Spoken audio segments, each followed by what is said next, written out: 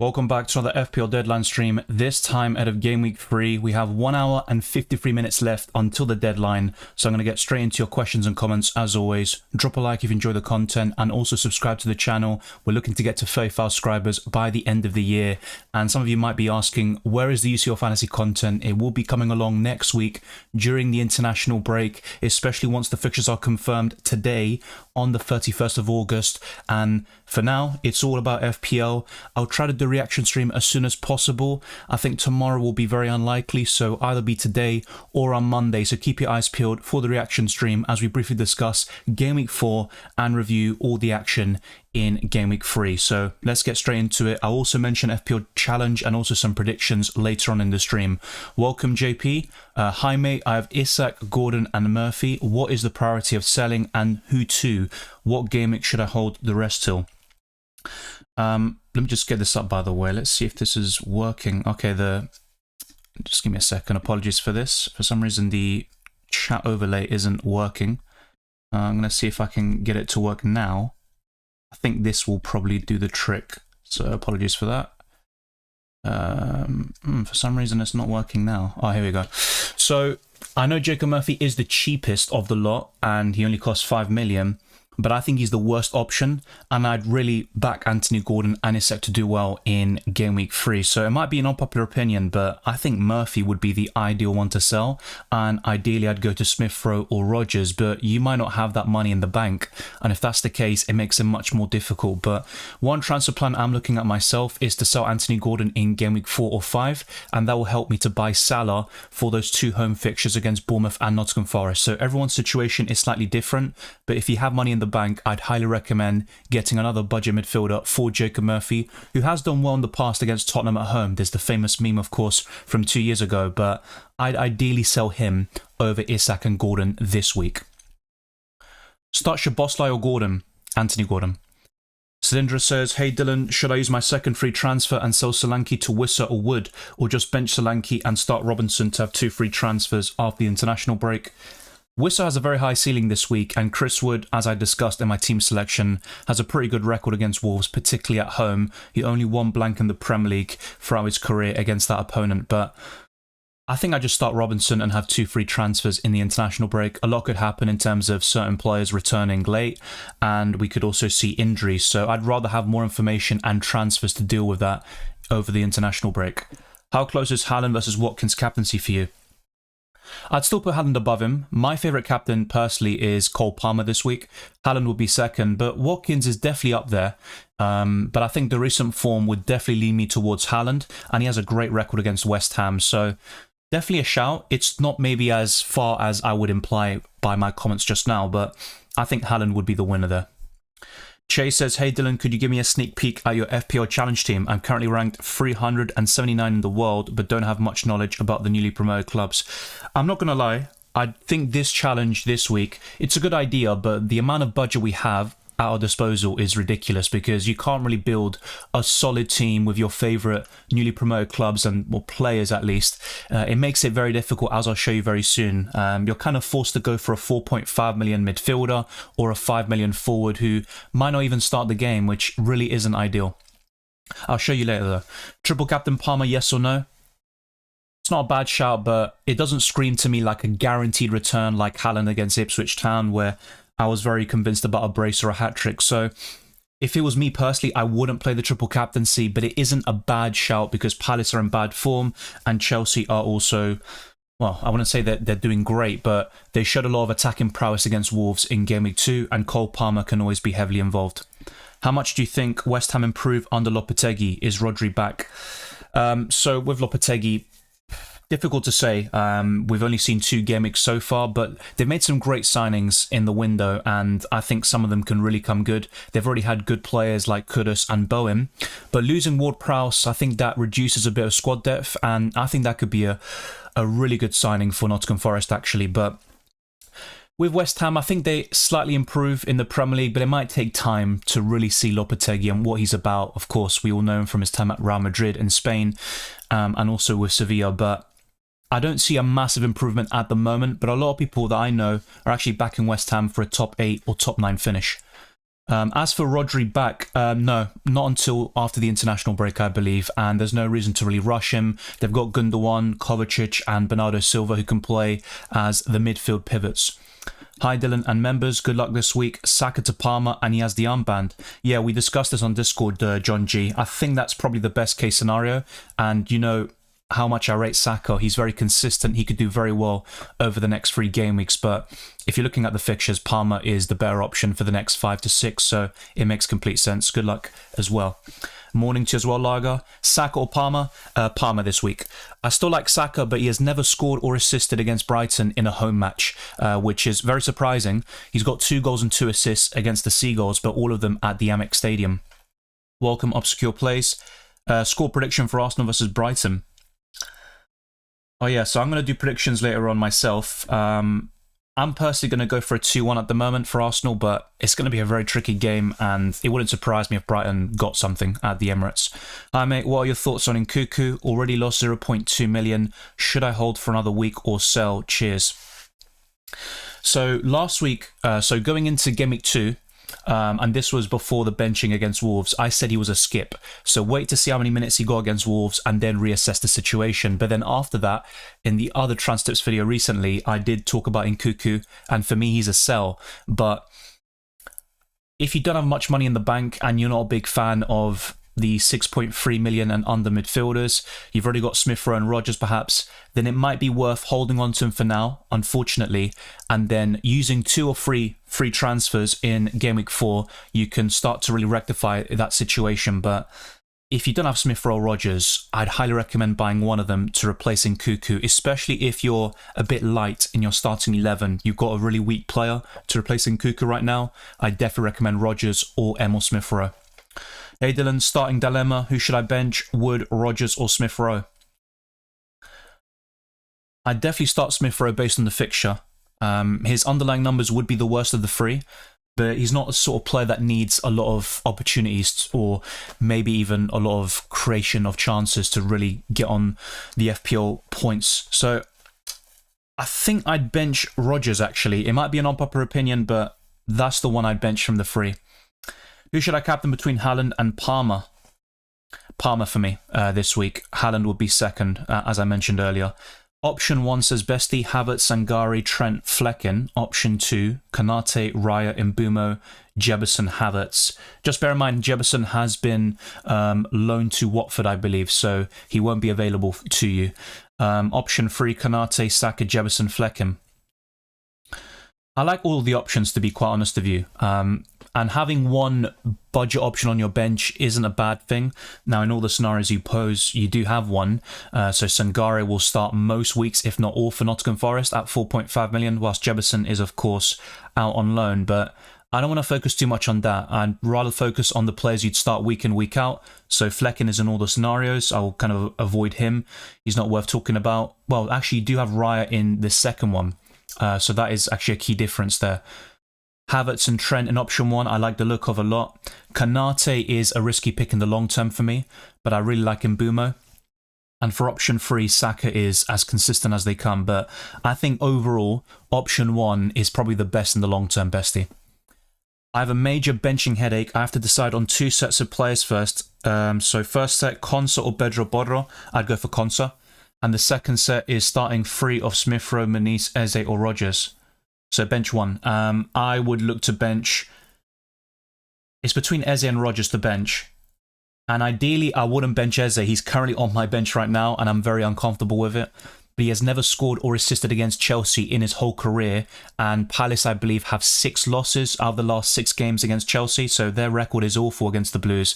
But if you look at how both teams are playing in the first 2 game weeks, well, Palace haven't really done anything in terms of points. They've lost both games so far.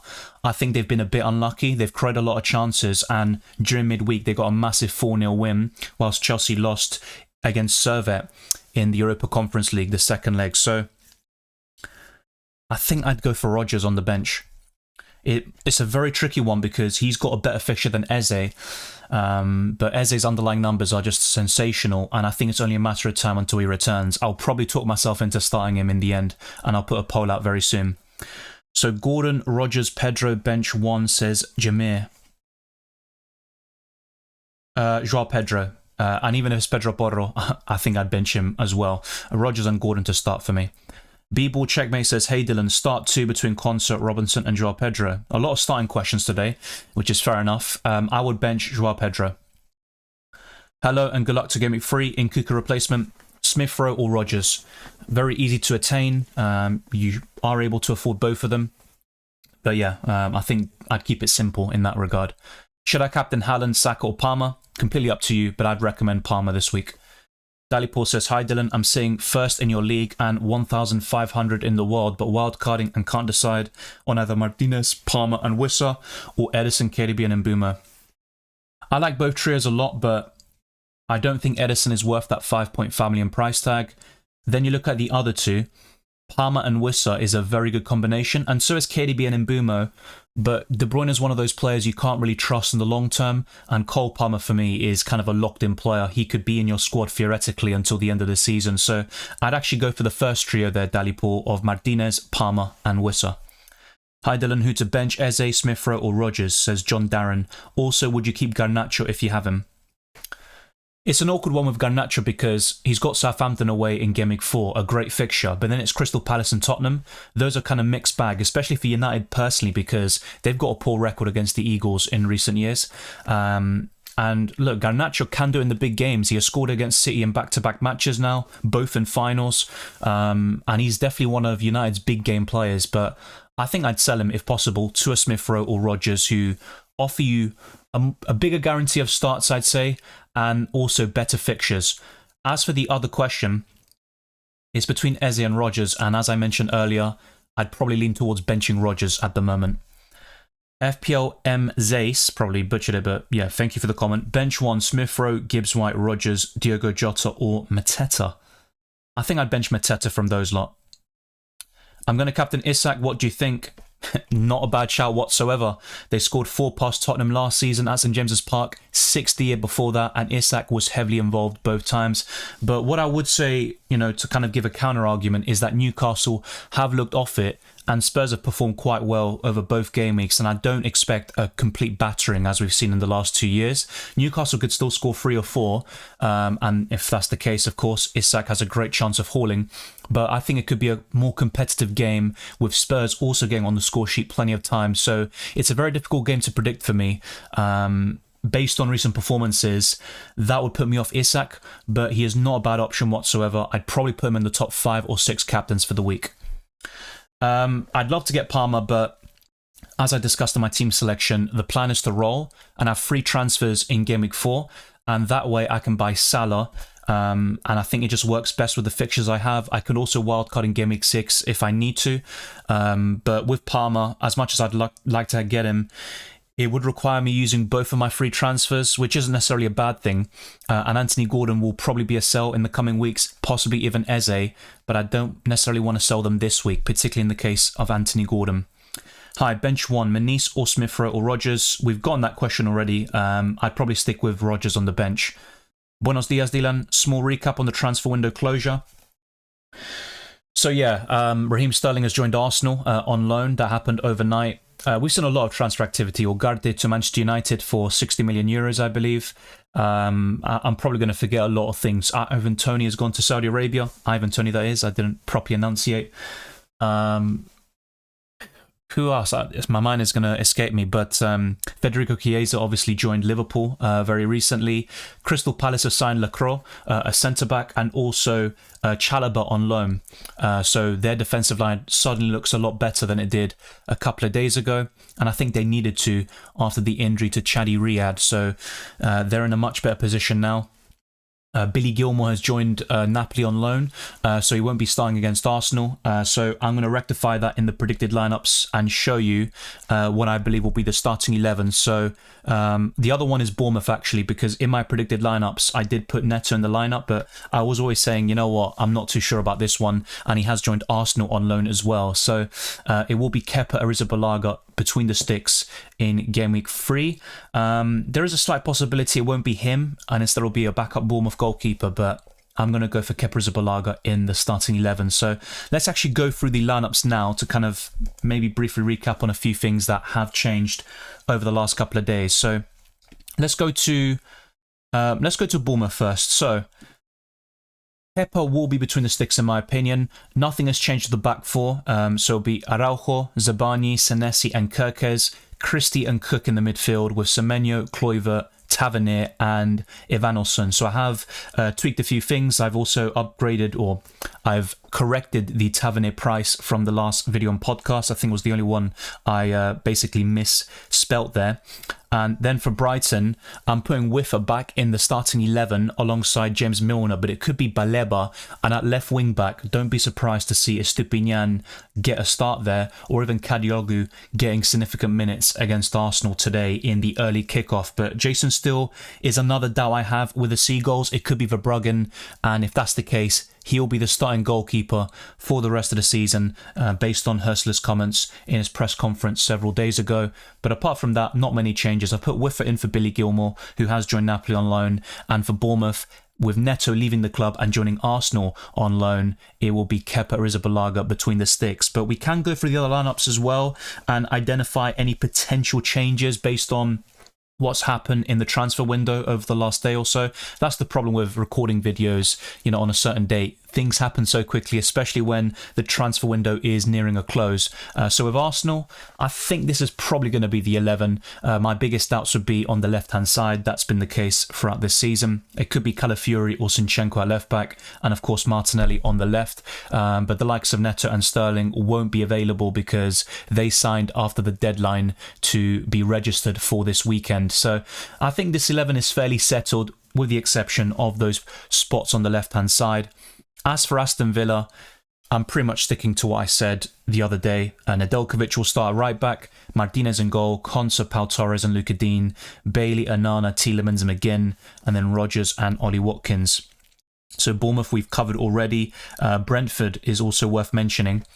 So Flecken in goal. I think no changes really from what we saw in Gameweek 1. So Ruslev, Collins, Pinnock, Ayer, Norgard, Jensen, Janelt, and then Sharda, Wisser and Mbuma. But expect to see a lot of changes in these lineups over the next few weeks as the new signings are embedded into the squad.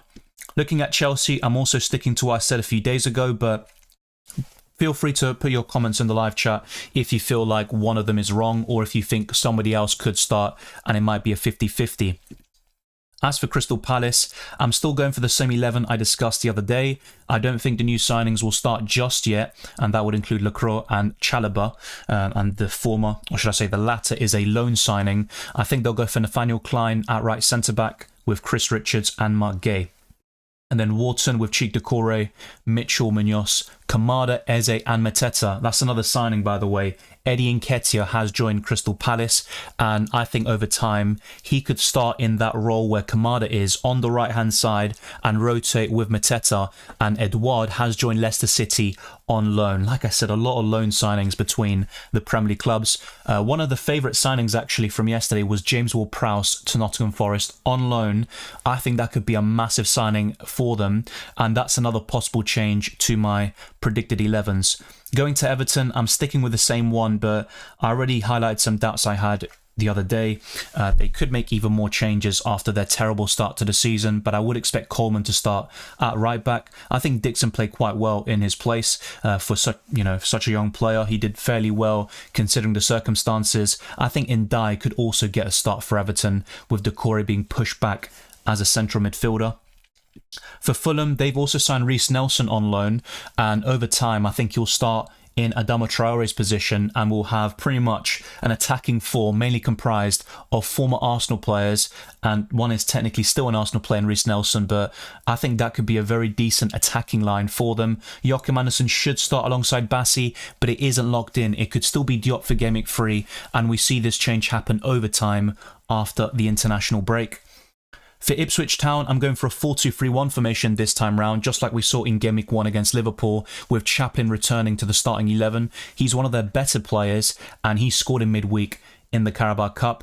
Muric is a decent option at 4.4 million, but the standout would be Greaves, who is a 4 million budget defender, and he was recommended in the best wildcard team video yesterday. Be sure to check it out. Leif Davis has attacking potential, and Ipswich Town have some decent attackers like Hutchinson, but I think the best assets would be Greaves, Muric, and then possibly Leif Davis. I don't mind Wolfenden or Johnson necessarily, but if you're picking a 4 million defender, just go for Greaves. For Leicester City, they've got a bit more squad depth now with the signing of Edouard. They've also got Jordan Ayew. Mavididi could still start in De Cordova-Reid's position on the left, but I'm going for this 4-2-3-1. My only doubt is at left wing. The rest seems fairly locked in my opinion, but if you disagree, let me know down in the comment section. Also a disclaimer, some of the prices will be out of date because those were all made on Wednesday to Thursday. So a lot of price changes have happened on Thursday night and also on Friday night. For Liverpool, I'm going for the same formation. I don't think Chiesa will start just yet. He might get some starts over time, probably from Game Week 4 onwards if Liverpool have to rotate, and it could happen against Forest or Bournemouth. But for now, I'm going for this settled back four of Trent, Konate, Van Dijk and Robertson. Alisson will always be in goal, of course. Gravenberch, Szoboszlai, McAllister with Salah, Diaz and Jota. Then when we look at Man City, I have gotten them almost spot on in the first 2 game weeks of the season. Only the one incorrect, and I think if Foden was not ill against Ipswich Town, it could have been 100% actually. But I'm a bit less convinced this time round. I think they'll stick with what they've gone for in the first 2 game weeks, but there could be a change of Ilkay Gundogan for Kovacic, but it all depends on the Croatian's fitness. If not, we could see Ilkay Gundogan on the bench once again, and don't discount Phil Foden, who could still start in Savio's place. As for Manchester United, I've actually struggled a bit in terms of predicting them this season. I think it's always been difficult to see if will it be Xerxes up front. They've obviously played Bruno Fernandes as a false 9 with Mason Mount behind him, but the Englishman is out for 3 weeks due to an injury. So Mason Mount won't play as the attacking midfielder. We'll probably see Bruno Fernandes drop back, and that gives the platform for Rashford to play up front or possibly Xerxes. And I wouldn't be surprised if Rashford was on the bench and instead he was used as an impact sub, but he has a great record against Liverpool and all top 6 clubs in general. De Ligt and Maguire is another big debate of the starting 11, but apart from that, very confident about Onana, Mazraoui, Martinez, Dalot, Casemiro, Mainu, Amad Diallo, Fernandes, and I'd say one of Garnacho or Rashford to start, but both of them at the same time could be a mistake. And this season, Garnacho has mainly been used as a right winger, so he's directly competing with Amad Diallo for a starting spot. For Newcastle United, I am going for pretty much a typical starting 11. They could put Harvey Barnes at right wing instead of Jacob Murphy, and also Livramento instead of Trippier, but I've gone for this 11. I'm a bit unsure about the right hand side. I'm more convinced about Jacob Murphy than Trippier actually, so just take it with a pinch of salt. I wouldn't absolutely guarantee Trippier's start, and if you do have the Englishman, I'd probably recommend selling him. I think he's far too expensive for what he offers right now. For Nottingham Forest, maybe because Ward-Prowse joined quite late, I think he'll make the bench. I don't think he'll start, so it'll be Sangare and Anderson most likely, but from Game Week 4 onwards, I think Ward-Prowse starts in Anderson's position, and that looks like a very solid midfield for Nottingham Forest. Also, Matt Turner has joined Crystal Palace, so that's another signing to be aware of, but he's only a 4 million goalkeeper to sit on your bench. As for Southampton, Ramsdale could start actually over McCarthy, and I did say this on Thursday, and the same goes for Cameron Archer over one of Brereton Diaz or Armstrong, as he scored a brace in midweek, a 5-3 win over Cardiff City in the Carabao Cup. So those are 2 likely changes, and I think Ramsdale in for McCarthy is locked in. It's just a matter of time in terms of when it happens. And then just 3 teams left with Tottenham. It's not necessarily Kulusevski up front. It's probably going to be Heung-min Son with the Swede rotating with Brennan Johnson. So you see a bit of dynamism in the attacking line. I think it will be Basuma and Pape Sarr, but don't be surprised if Bentancur gets a start there. I need to see Postecoglou's recent comments about the Uruguayan, but if he is available, don't discount him in terms of starting against Newcastle. Solanke has been ruled out until after the international break. For West Ham, I've not made any changes either, so Areola in goal, Wan-Bissaka, Todibo, Kilman, Emerson, Palmieri, Soucek with Guido Rodriguez, Bowen, Paqueta, Kudus, and I'm going for Fulkrug, but don't be surprised if Mikel Antonio starts once again. And finally, I've gone for Wolves. This is probably the most difficult team to predict. They just lost 6-2. They could make multiple changes to their team, and I think Dawson comes in for Totti Gomez, but I could be completely wrong about it. Maybe Wolves go to a back three, so both of them start alongside Mosquera. This is a very difficult one. It's mainly about the back line, which I'm unsure about. Nelson Semedo is also available, so we could see him at right back. And if that's the case, I think a back three is very likely. So Semedo will be the right wing back. Doughty maybe as a right centre back alongside Mosquera and one of Dawson or Totti Gomez. So a lot could change with those defenders, either a back four or a back five. But as for the midfield and attack, I think that's more nailed on and locked in. But Wolves have quite a lot of options. Gonzalo Guedes scored a brace in midweek against Burnley, a 2-0 victory for Wolves. But I think Rodrigo Gomez will come back into the starting 11. He had a great pre-season and played fairly well against Arsenal in Gameweek 1. So those are the lineups. There could be a few changes, of course, and maybe I'm wrong about some of them. But just let me know your thoughts in the live chat and we can discuss that even further. But let's go back to my team and also to your questions. Richard Milichip, I know your question was some time ago, but hopefully you're still here. Hey Dylan, benching dilemma. Must play Haaland, Isak, Havertz and Son. So need to bench one of Smith Rowe, Jota, Murphy and Rodgers. It's not ideal to bench a Newcastle attacker against Tottenham at home, but I'd probably bench Jacob Murphy. Am I mad to bench Jota, as I much prefer the fixtures for the other three? It's reasonable, but Jota has a good record against Man United, and I think the way Liverpool have been playing, and also Jota, you know, he should have done more in the first two game weeks. He's had a lot of opportunities, and I think he's actually missed a big chance, if I'm not mistaken, in both matches. So yeah, the answer to your question is you're not mad to bench Jota, but my recommendation would be to put Jacob Murphy out of your starting 11. I wouldn't captain Gibbs White. He's that sort of player that's a differential for you, but he's kind of hit and miss. When he does return, very likely to get bonus points, but he also blanks quite often, so I wouldn't recommend captaining him. I think starting him is perfectly reasonable, or even buying him, but I don't like him as a captaincy option. I really want to captain Palmer instead of Salah this week. Yeah, true, but Chelsea were inconsistent last season, right? And Palmer was the highest scoring player in FPL. So I don't think that should be a big factor in your thinking. If you really believe Palmer's the best captain, go for it. I personally think he is the #1 choice for the armband. So let's see what else. Thank you, by the way, John G, for moderating the chat.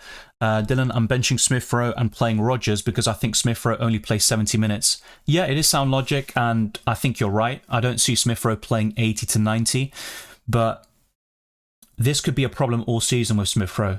You always have to be careful with that. I have to say, both Ipswich versus Leicester, I don't really see a massive difference in terms of the fixture difficulty between those teams just yet, but we've only seen 2 game weeks so far, so it's difficult to judge. But I would say, on the face of it, I think Ipswich Town is probably the more appealing fixture, so I'd give the edge to Smith Rowe there if I had to pick one. And also between those two, yeah, Smith Rowe would be my choice. The underlying numbers, though, are in Morgan Rodgers' favour, and he's been terrific in the first 2 game weeks. A bit unlucky not to return yet. Now that I look at it, triple captaining Haaland saved both our teams from not having Palmer or Salah. I think the kind of moral of the story is you can't have everyone. So people who didn't have Haaland would have been scared about, you know, his antics against Ipswich. He scored a hat-trick, but they might have had Heung-min Son, Salah and Palmer, or they might have had... I mean, who knows? There's an abundance of options right now. Kevin De Bruyne. And I think there's so many different ways to tackle FPL at the moment that it makes it more, well, I'd say more fun, more enjoyable, and it makes it much more varied. Not just a strong template which everyone kind of follows. It seems a bit more open this season, so it might kind of swing the other way. My worry is that I'm depending too much on Erling Haaland, but I think that goes for most Erling Haaland teams, especially if you have Haaland and Salah. It probably causes an imbalance with the rest of your squad, and you need those two to deliver. If they both blank in a certain game week, you might have a bit of a low scoring, points scoring in that week. Thank you very much, John G. I appreciate it. Sub Borro or Bellis? I'd probably sub Harwood Bellis here because I don't see a clean sheet for Southampton, and with Borro, you've got the attacking potential at least, so I'm going to go for him.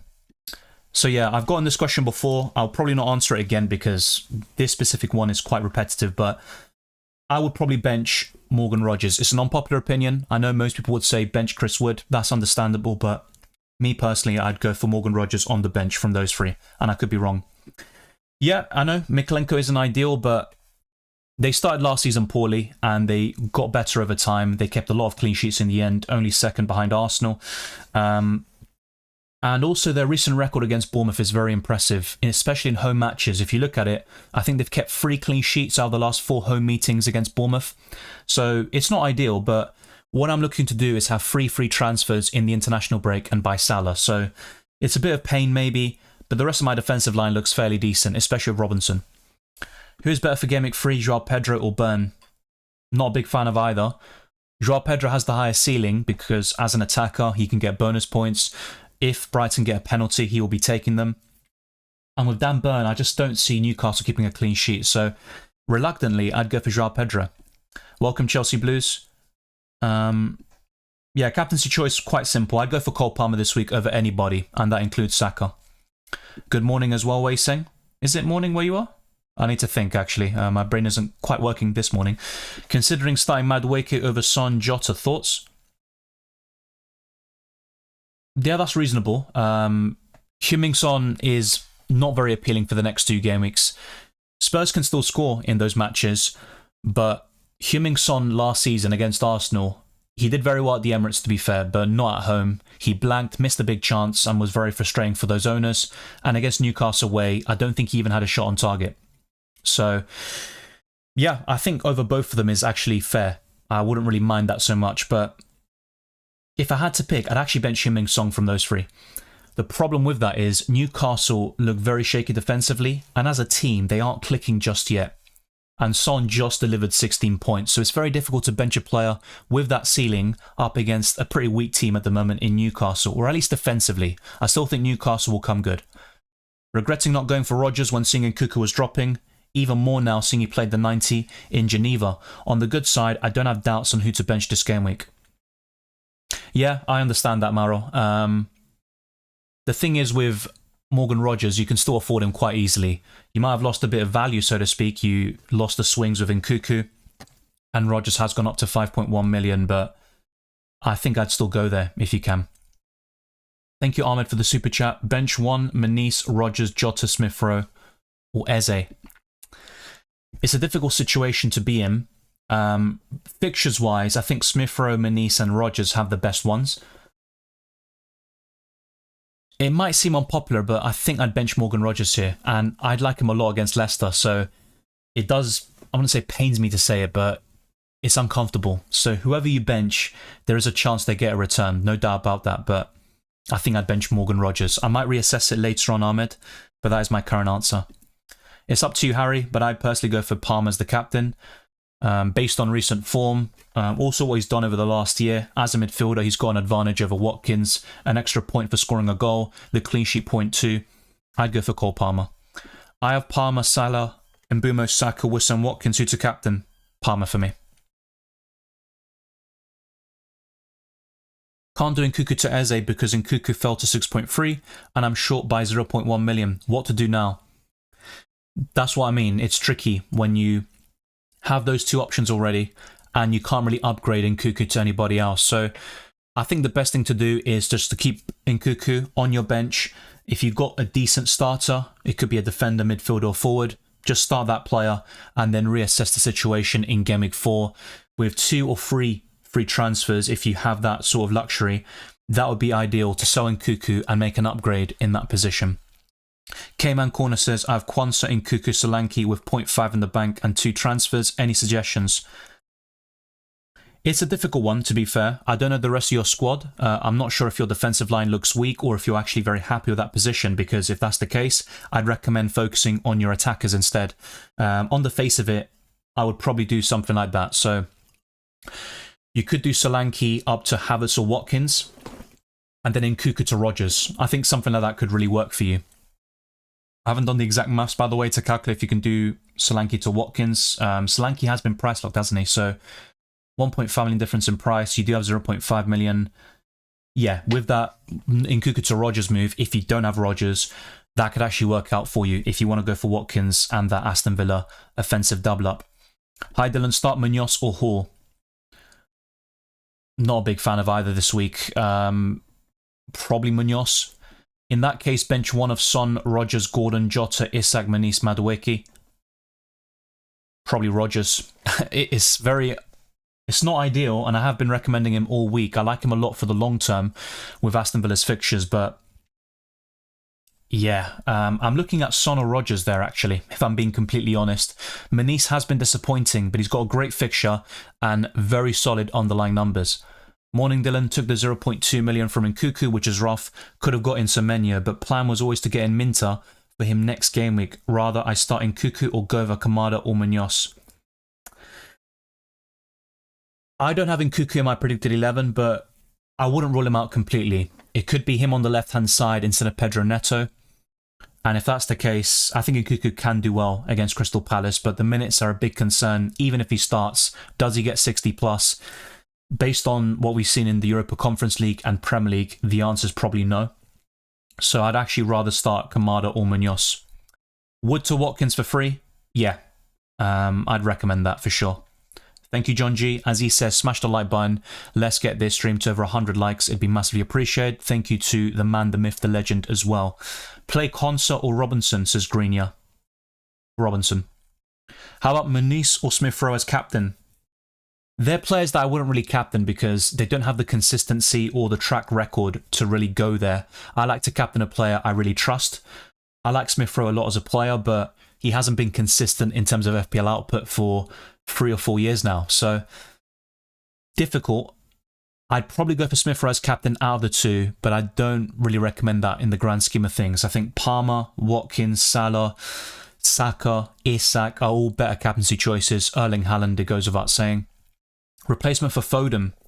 I don't know who you have already, which makes it a bit difficult to answer, but I still like Saka as a replacement. He might be above your price threshold, and if that's the case, then we have to look at someone cheaper.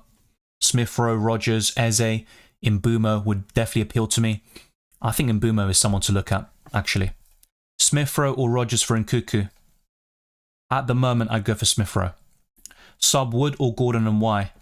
Probably Chris Wood. Anthony Gordon has a good home record from last season, and he got 17 points against Tottenham back in April, I think it was. It was just a couple of months ago. I know Newcastle have been poor, but this is a great fixture for them to turn things around. Now, when I say it's a great fixture to turn things around, I mean offensively, where I think Newcastle could score 3 or 4. But don't get me wrong, I think Spurs could also do the same thing. They're both good offensive teams, but based on Newcastle's personnel, I think they're vulnerable at the back. Hey Dylan, start Borro or Minter? I'd go for the Spaniard. Play Eze or Rogers? Eze. Hey Dylan, bench 1, Jota, Smith-Rowe, Rogers, Eze, Wood. Yeah, a lot of similar questions here. I'd probably bench Rogers reluctantly. Hi Dylan, would you start Gavardio or Pau Torres? You know, I'd go for Gavardio. I don't think either team necessarily keep a clean sheet this week, but Man City are more likely on paper for me. Trent and Manice and 1.2 million in the bank, or Robertson and Havertz? I think Robertson and Havertz. Bench 1, Wood, Mbeumo, Manice or Rogers. Again, very similar. I don't see why Mbeumo is in this equation because he faces Southampton at home. He's just not someone you want to bench this week. Manice, great fixture. More understandable if you want to bench him. I think from those 4, it's probably Rogers for me to bench. I would go for Chris Wood over Borro there. Hi Dylan, Nicholas Jackson, Havertz, Isak or Salah as captain? I'd personally go for Salah captain and either Isak or Havertz vice, and at the moment I'd lean towards Isak. Eze to Madueke or Isak to Palmer? I have Saka, Jota, Haaland, Gordon. Isak to Palmer? I don't know how that would work, but that's probably the one I'd recommend. Now with Isak, if possible, try to keep him because he has a great record against Tottenham, especially at home. If you want to sell Isak, fair enough, but I'd also say try to wait out until Gameweek 4 at the very least. No worries, K-Man Corner. Smith Giovanni says, my team. Who should I start? There's no guarantee that Fulkrug is in the lineup, so he's someone you could potentially bench, and he faces Man City anyway, so I would bench Fulkrug. Start Watkins and Chris Wood. In the midfield, yeah, go for all 5 midfielders. And then for your defence, I would go for Saliba, Konsa and Gavardio. So if you're still here, Smith, I would basically bench Nick Pope, Borro, Barco of course, and Fulkrug. Yeah. How many cards do we have? Quantity of each one. if you're referring to chips, we have 2 wildcards, 1 for each half of the season, and then we have 1 of each chip. So the mystery chip, whatever that is, we've got 1 of them, it seems. We also have 1 bench boost, 1 triple captain, and 1 free hit. Captain Saka, Haaland or Salah? Haaland for me. Then it'd be Salah, and then Saka. As I mentioned earlier, Saka has never scored or assisted against Brighton in home matches. Isak to Watkins for a hit? No, I want to do that. Nkunku replacement, budget 6.7 million. Smith Rowe or Rodgers? Honest thoughts on Arsenal signing Sterling? A bit underwhelmed, if I'm honest. We all know Sterling, throughout his career, has done very well in the Premier League. He's got incredible numbers, but his best days are most likely behind him. He's had moments, I think even last season he scored a hat-trick against Burnley, but I think what he does offer to Arsenal is experience, also another option who can play on both wings, and Arsenal really needed that. If needed, he can also play as a false 9, but that wouldn't be an ideal situation. He's a pacey winger who gets into the right positions, a tap-in sort of player, if you will, but Arsenal need that.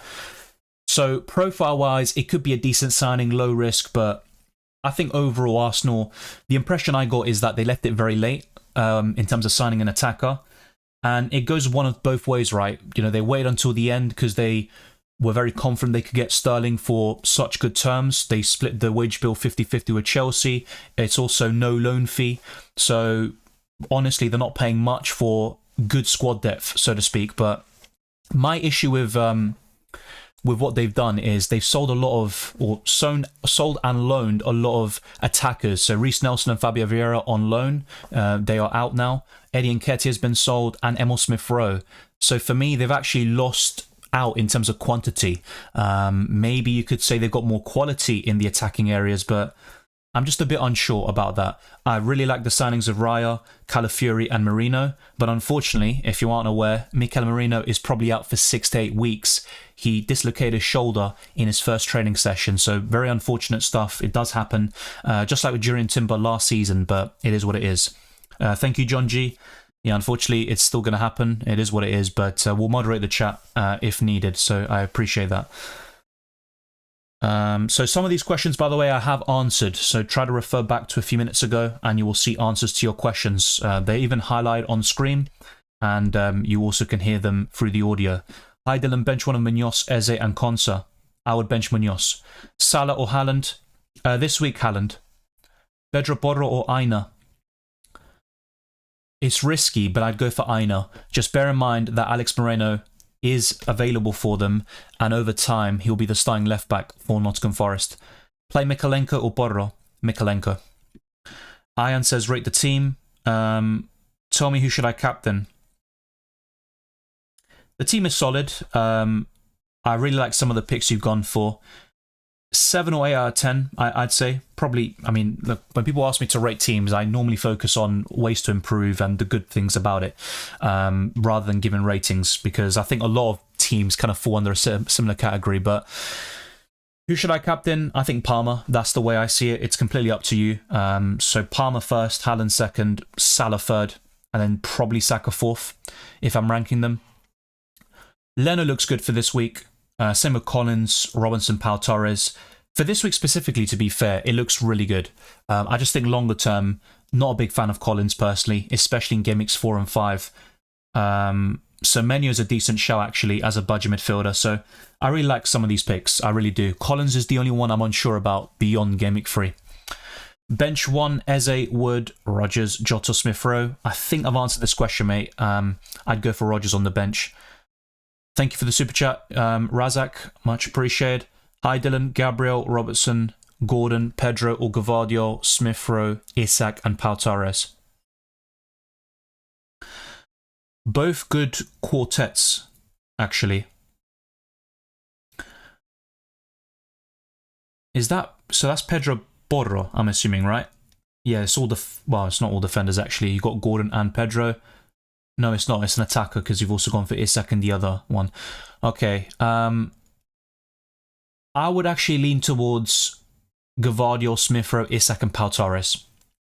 There's not much separating them, but that would be my slight preference. Let me know what you're kind of thinking about at the moment.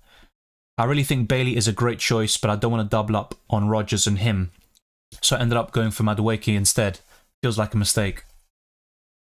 But balance is very important. And although Aston Villa have great fixtures for the next 4 or 5, just like Chelsea, you'd rather get one from each team, you know, ideally. So I can understand why you've done it. I do think a lot of people who bought Madueke have only done it because of the hat-trick. They're kind of just chasing last week's points, and he will start in Game Week 3, but can you guarantee that after the international break? I personally can't. So I would look to reassess Madueke for most people. So watch from a distance, see how he does, and if he gets consistent minutes, you could buy him very soon, but I'm not sure if that'll be the case. Mbeumo or Jota? Definitely Mbeumo this week. Which two to play? Eze, Rogers, Smith Rowe? Once again, probably Eze and Smith Rowe. Do you think Wolves will significantly improve versus Forest? Yeah, I don't think we'll see, you know, that performance against Chelsea again. Not for a while, anyway. So yeah, the answer. I mean, look, it's based on several factors, right? Wolves will be kind of keen to set things right after last weekend, but also they're facing a weaker opponent on paper. No disrespect to Forest, they've got some quality players, but it's different facing them compared to Chelsea, irrespective of how poor Chelsea have been in recent years. Bench 2, Harwood, Bellis, Burn, Garnacho, João Pedro. That's difficult, to be honest. I would start Garnacho. I think he'll start, and he's got a good record against big clubs. I could see him doing well against Liverpool.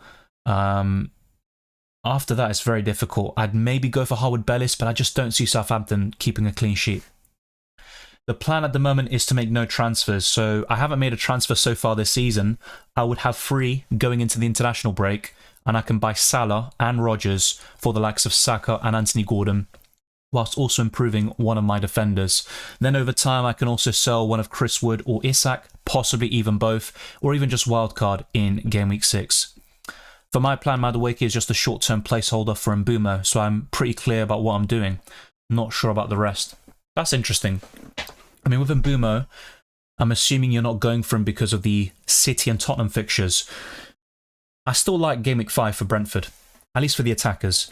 It's just City away that really puts me off. But Brentford are actually the last team to win at the Etihad, and that obviously happened 2 years ago. And I'm talking about the Premier League only, by the way, but yeah, that's fair enough. I would have rather have bought Mbeumo right now, to be honest, than bench him against City, then start in Game Week 5, but I understand why you've gone for it, and Madueke has much better fixtures on paper.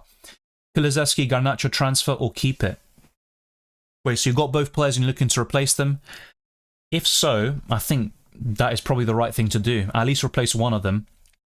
Kulusevski will definitely start against Newcastle, in my opinion, whilst Garnacho isn't guaranteed, but once again, Smith Rowe, Rodgers, Mbeumo would be great replacements. If you can go to Mbeumo, buy him. What would you change in my team, says Oscar? This week, not much necessarily. I think over time, I would look to sell Gibbs White. Probably in Game Week 4 when they face Liverpool away. So that is something to look at. I know Liverpool and Arsenal have done very well for you, but going for 2 defensive double-ups isn't great. And you might find yourself either benching Saliba or Raya in the next couple of weeks. And yeah, I'd probably look to avoid or trim down your defensive double-ups, at least one of them. And based on fixtures, I'd probably get rid of one of the Arsenal players. James Ward-Prowse joins Forest on loan. Yeah, I mentioned that earlier when I was asked about transfer activity from yesterday. I think that could be a great signing for Nottingham Forest. I don't have them in the predicted 11 already. I don't think he'll be in there. He might make the bench. I'm not sure when the transfer was made, actually. If it was after the deadline, then he just can't play in Game Week 3. But in Game Week 4 and beyond, he will start consistently alongside Sangare. Shall I keep free transfer and play Vestergaard or buy someone else? Yeah, it's not ideal to play Vestergaard against Villa. Ideally, I'd buy somebody else, but I'm not a big fan of Formula defenders. If that's what you're working with, then Greaves could be a nice shout for you, or Nedeljkovic from Aston Villa. Is Henderson to Dibu Martinez worth taking a hit? Not for me. I don't like taking hits for goalkeepers. Over time, you could argue it will work out. Aston Villa have much better fixtures, and you could see Villa keeping 1 or 2 clean sheets, but I don't recommend that.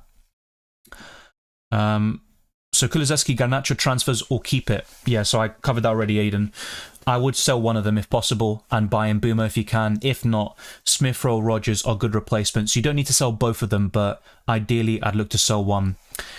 So Leo, in my predicted lineup for Newcastle, one of my doubts is about Trippier. I have put him in there, but it could easily be Livramento instead. I agree, can't see Nkunku starting as he got the 490 last match with Palace loaning Edouard, so assume that makes Kamada a starter. I don't think Nketiah starts this weekend, but from Gameweek 4 and beyond, I think Nketiah will start in Kamada's position. I know it might seem strange because Nketiah is a striker, but we saw Oliver Glasner in Gameweek 2 play Edouard in Kamada's position alongside Mateta, and that could be something similar for Nketiah going forwards.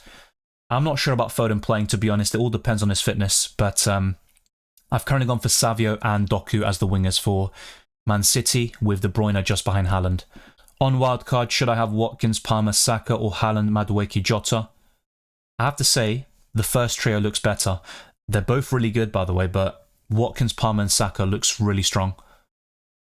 Hi Dylan, start Hall, Fast, or transfer in Colwill, Nedeljkovic, Pau Torres. Got 2 free transfers, maybe it's better to keep them.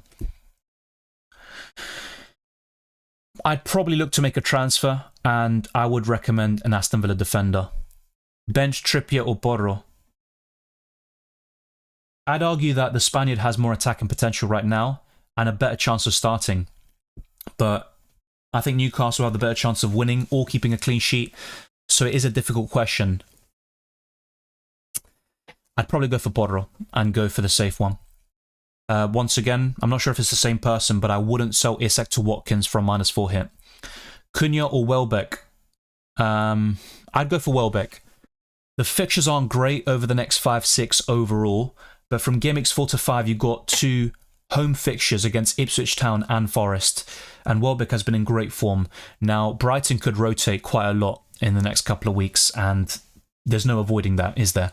But Wolves' fixtures aren't great. You know, this week it looks decent, but afterwards it's kind of mixed bag, so I'd rather go for Danny Welbeck, to be fair. And this is all covered in the best wildcard team, by the way, if you check that out. Eze or Wood? I'm going for Chris Wood at the moment, but I'm not entirely comfortable with it. On wildcard, should I have Watkins? Yeah, I've covered that. Jota to Eze or Mbeumo -4? I'd rather go to Mbeumo, but don't sell Jota for a -4. Don't do that. I think so, Wei Seng, to be honest. That's another thing that could change. It's just with a lot of these signings, the tendency with a lot of these managers is to, you know, put them on the bench first and then reintroduce them slowly into the 11. With a goalkeeper, slightly different, but there's no absolute need to kind of rush Ramsdale in. But he's a massive upgrade on McCarthy. I think Ramsdale is a good goalkeeper, which people do forget. And we might show that now in the updated predicted lineup. So that is going to be one of the few changes I'm going to make now on stream in terms of my predicted lineups there. Let me just see if I can get Aaron Ramsdale. So just give me a second. I'm going to update these graphics and show it on screen. So basically what I showed today is my final set of predictions. Oh, Jesus. That is annoying.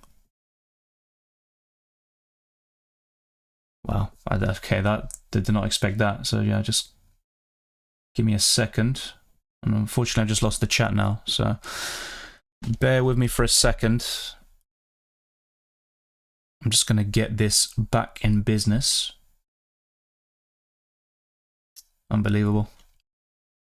So we do have exactly 1 hour left until the deadline. Be sure to smash the like button if you haven't already. Let's get this stream to over 100 likes. We're very close to that. Thank you to the super chatters and patrons. You're all massively appreciated.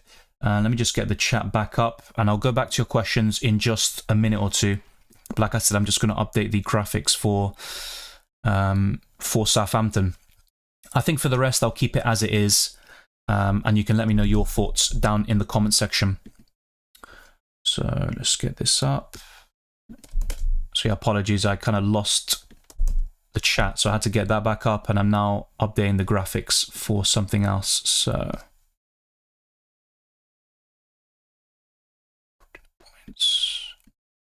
I'm going to go for a few different screens very soon, by the way, in terms of the FDR, the predicted points, and Drafthound, which I always recommend. There is a link in the description below.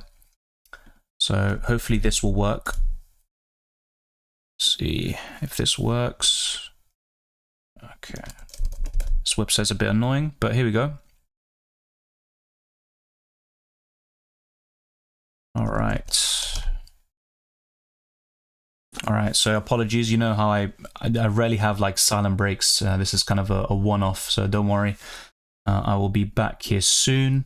And in just a few seconds, I'll go through the updated Southampton lineup. I think Ramsdale could start as soon as Game Week 3, and that will be one of the possible changes from the lineups video from the other day. The rest, by the way, if you want to see the updated versions, just rewind the stream, and you'll see all the updated lineups and my final predictions. And then we can see how many I got right, which ones I got wrong, and then talk about them going into Game Week 4.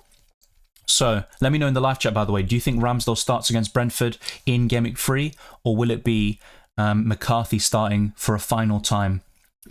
So let's get this up on screen.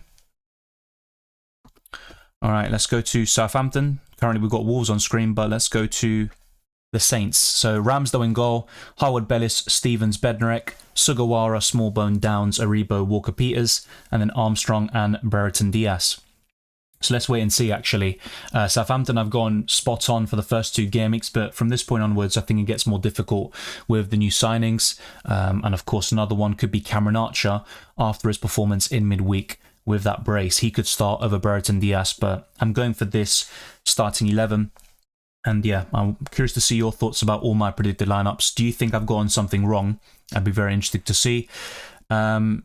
Yeah, captaincy poll. The thing is, I have made one, Wei-Seng, on my channel. I'll show you what I've come up with.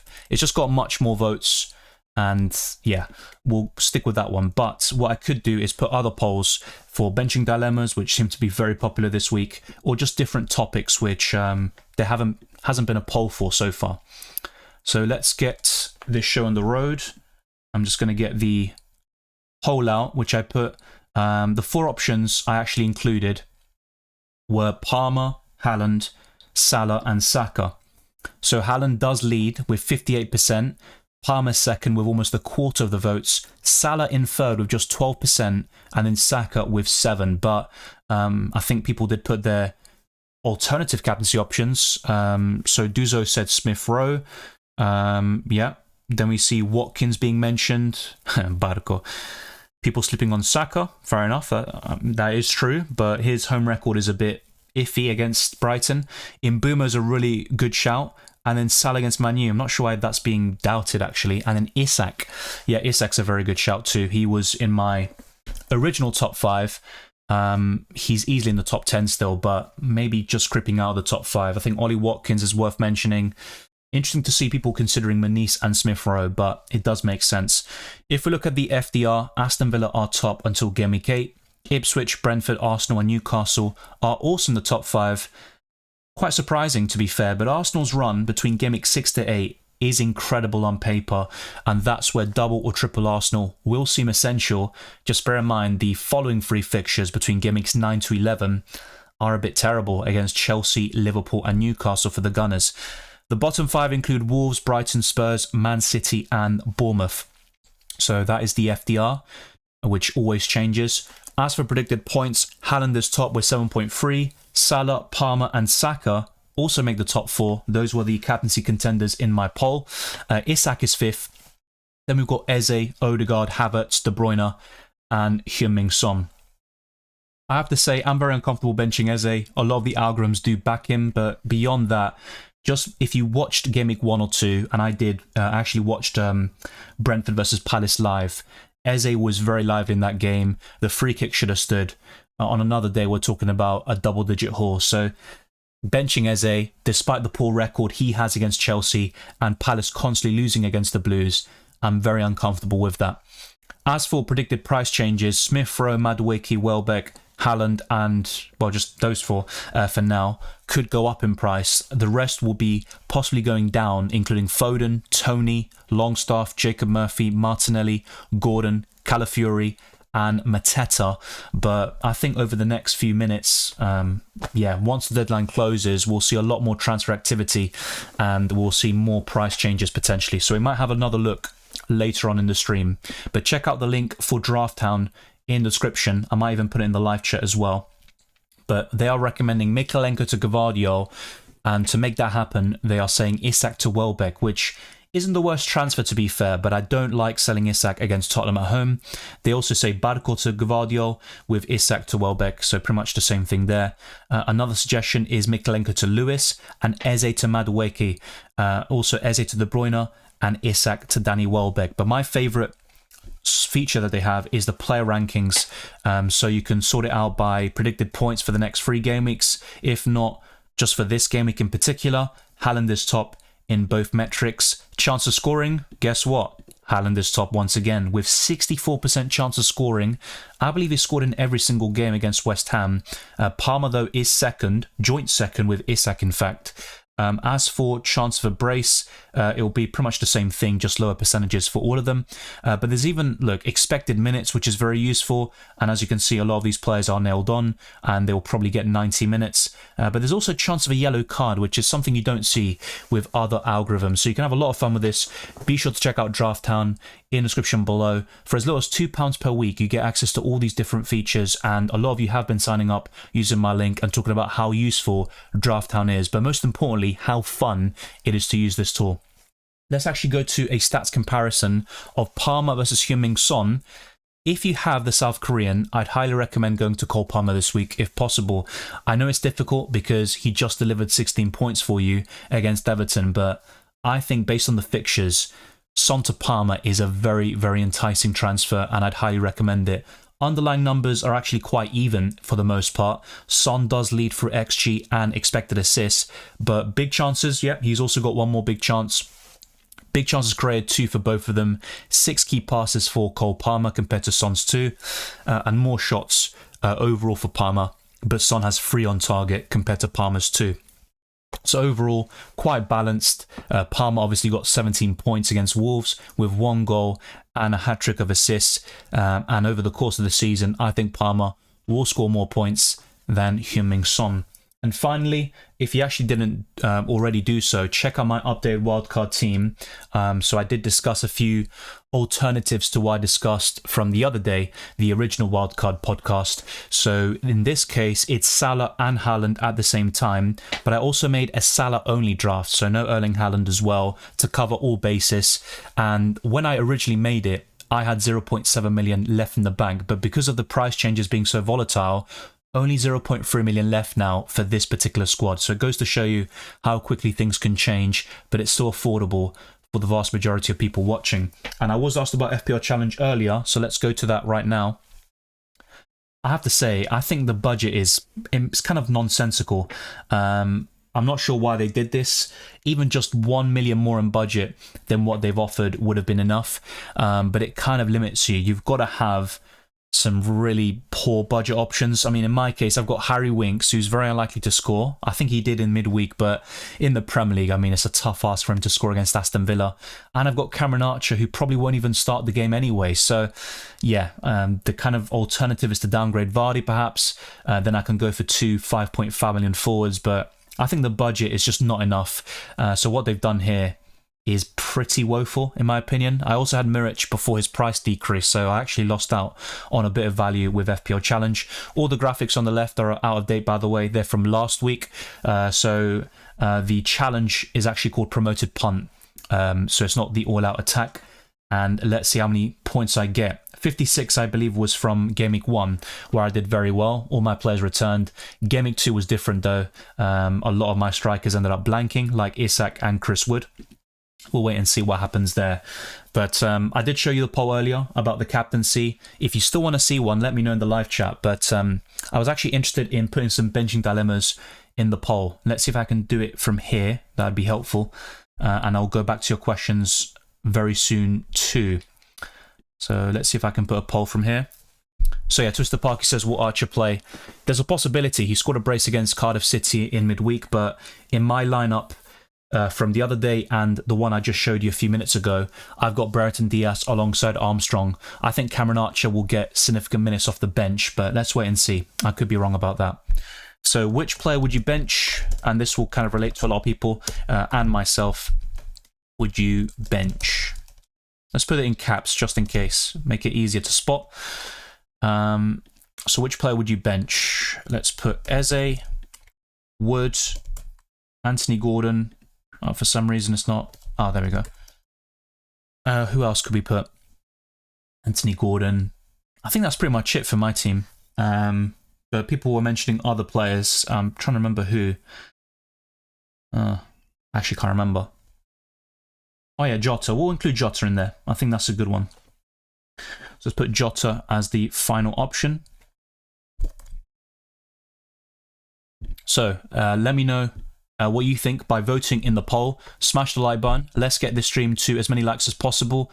We are just 15 away from 100, so let's be sure to do that and then possibly go to as close to 150. That would be greatly appreciated. Keep your eyes peeled for a reaction stream, probably today or on Monday. I don't think tomorrow will be possible. Bestie says Robertson Raya or Trent Flecken. I have to say, I think Robertson Raya is probably the best in the long term. I do like Trent and Flecken though, I really do. And I discussed both duos actually across both of my wildcard team video and podcasts. Thank you very much, Safir, as well. As he says, be sure to smash the like button. Bench Wissa or Hall? Definitely Hall. I wouldn't bench Wissa against Southampton. Hey Dylan, if I roll till Game Week 5 and then wildcard, will I have 5 free transfers after wildcard in Game Week 6? I don't think so. I have to double check that, but I don't think that is the case with what you're saying right there. I think I did go over all the rules, a couple of weeks ago, or once they were announced, and I got the impression that it was possible, but I'm going to have to double check that. In the live chat, be sure to correct me if I am wrong with my answer, because I don't want to get things incorrect there. I can't get Eze after the second price drop. Should I bring in Bailey for Nkunku? I still don't mind getting Bailey. It's not ideal to have a double up in a certain midfield. Of course, there are circumstances where people are really eager to double up on Liverpool or Arsenal midfielders.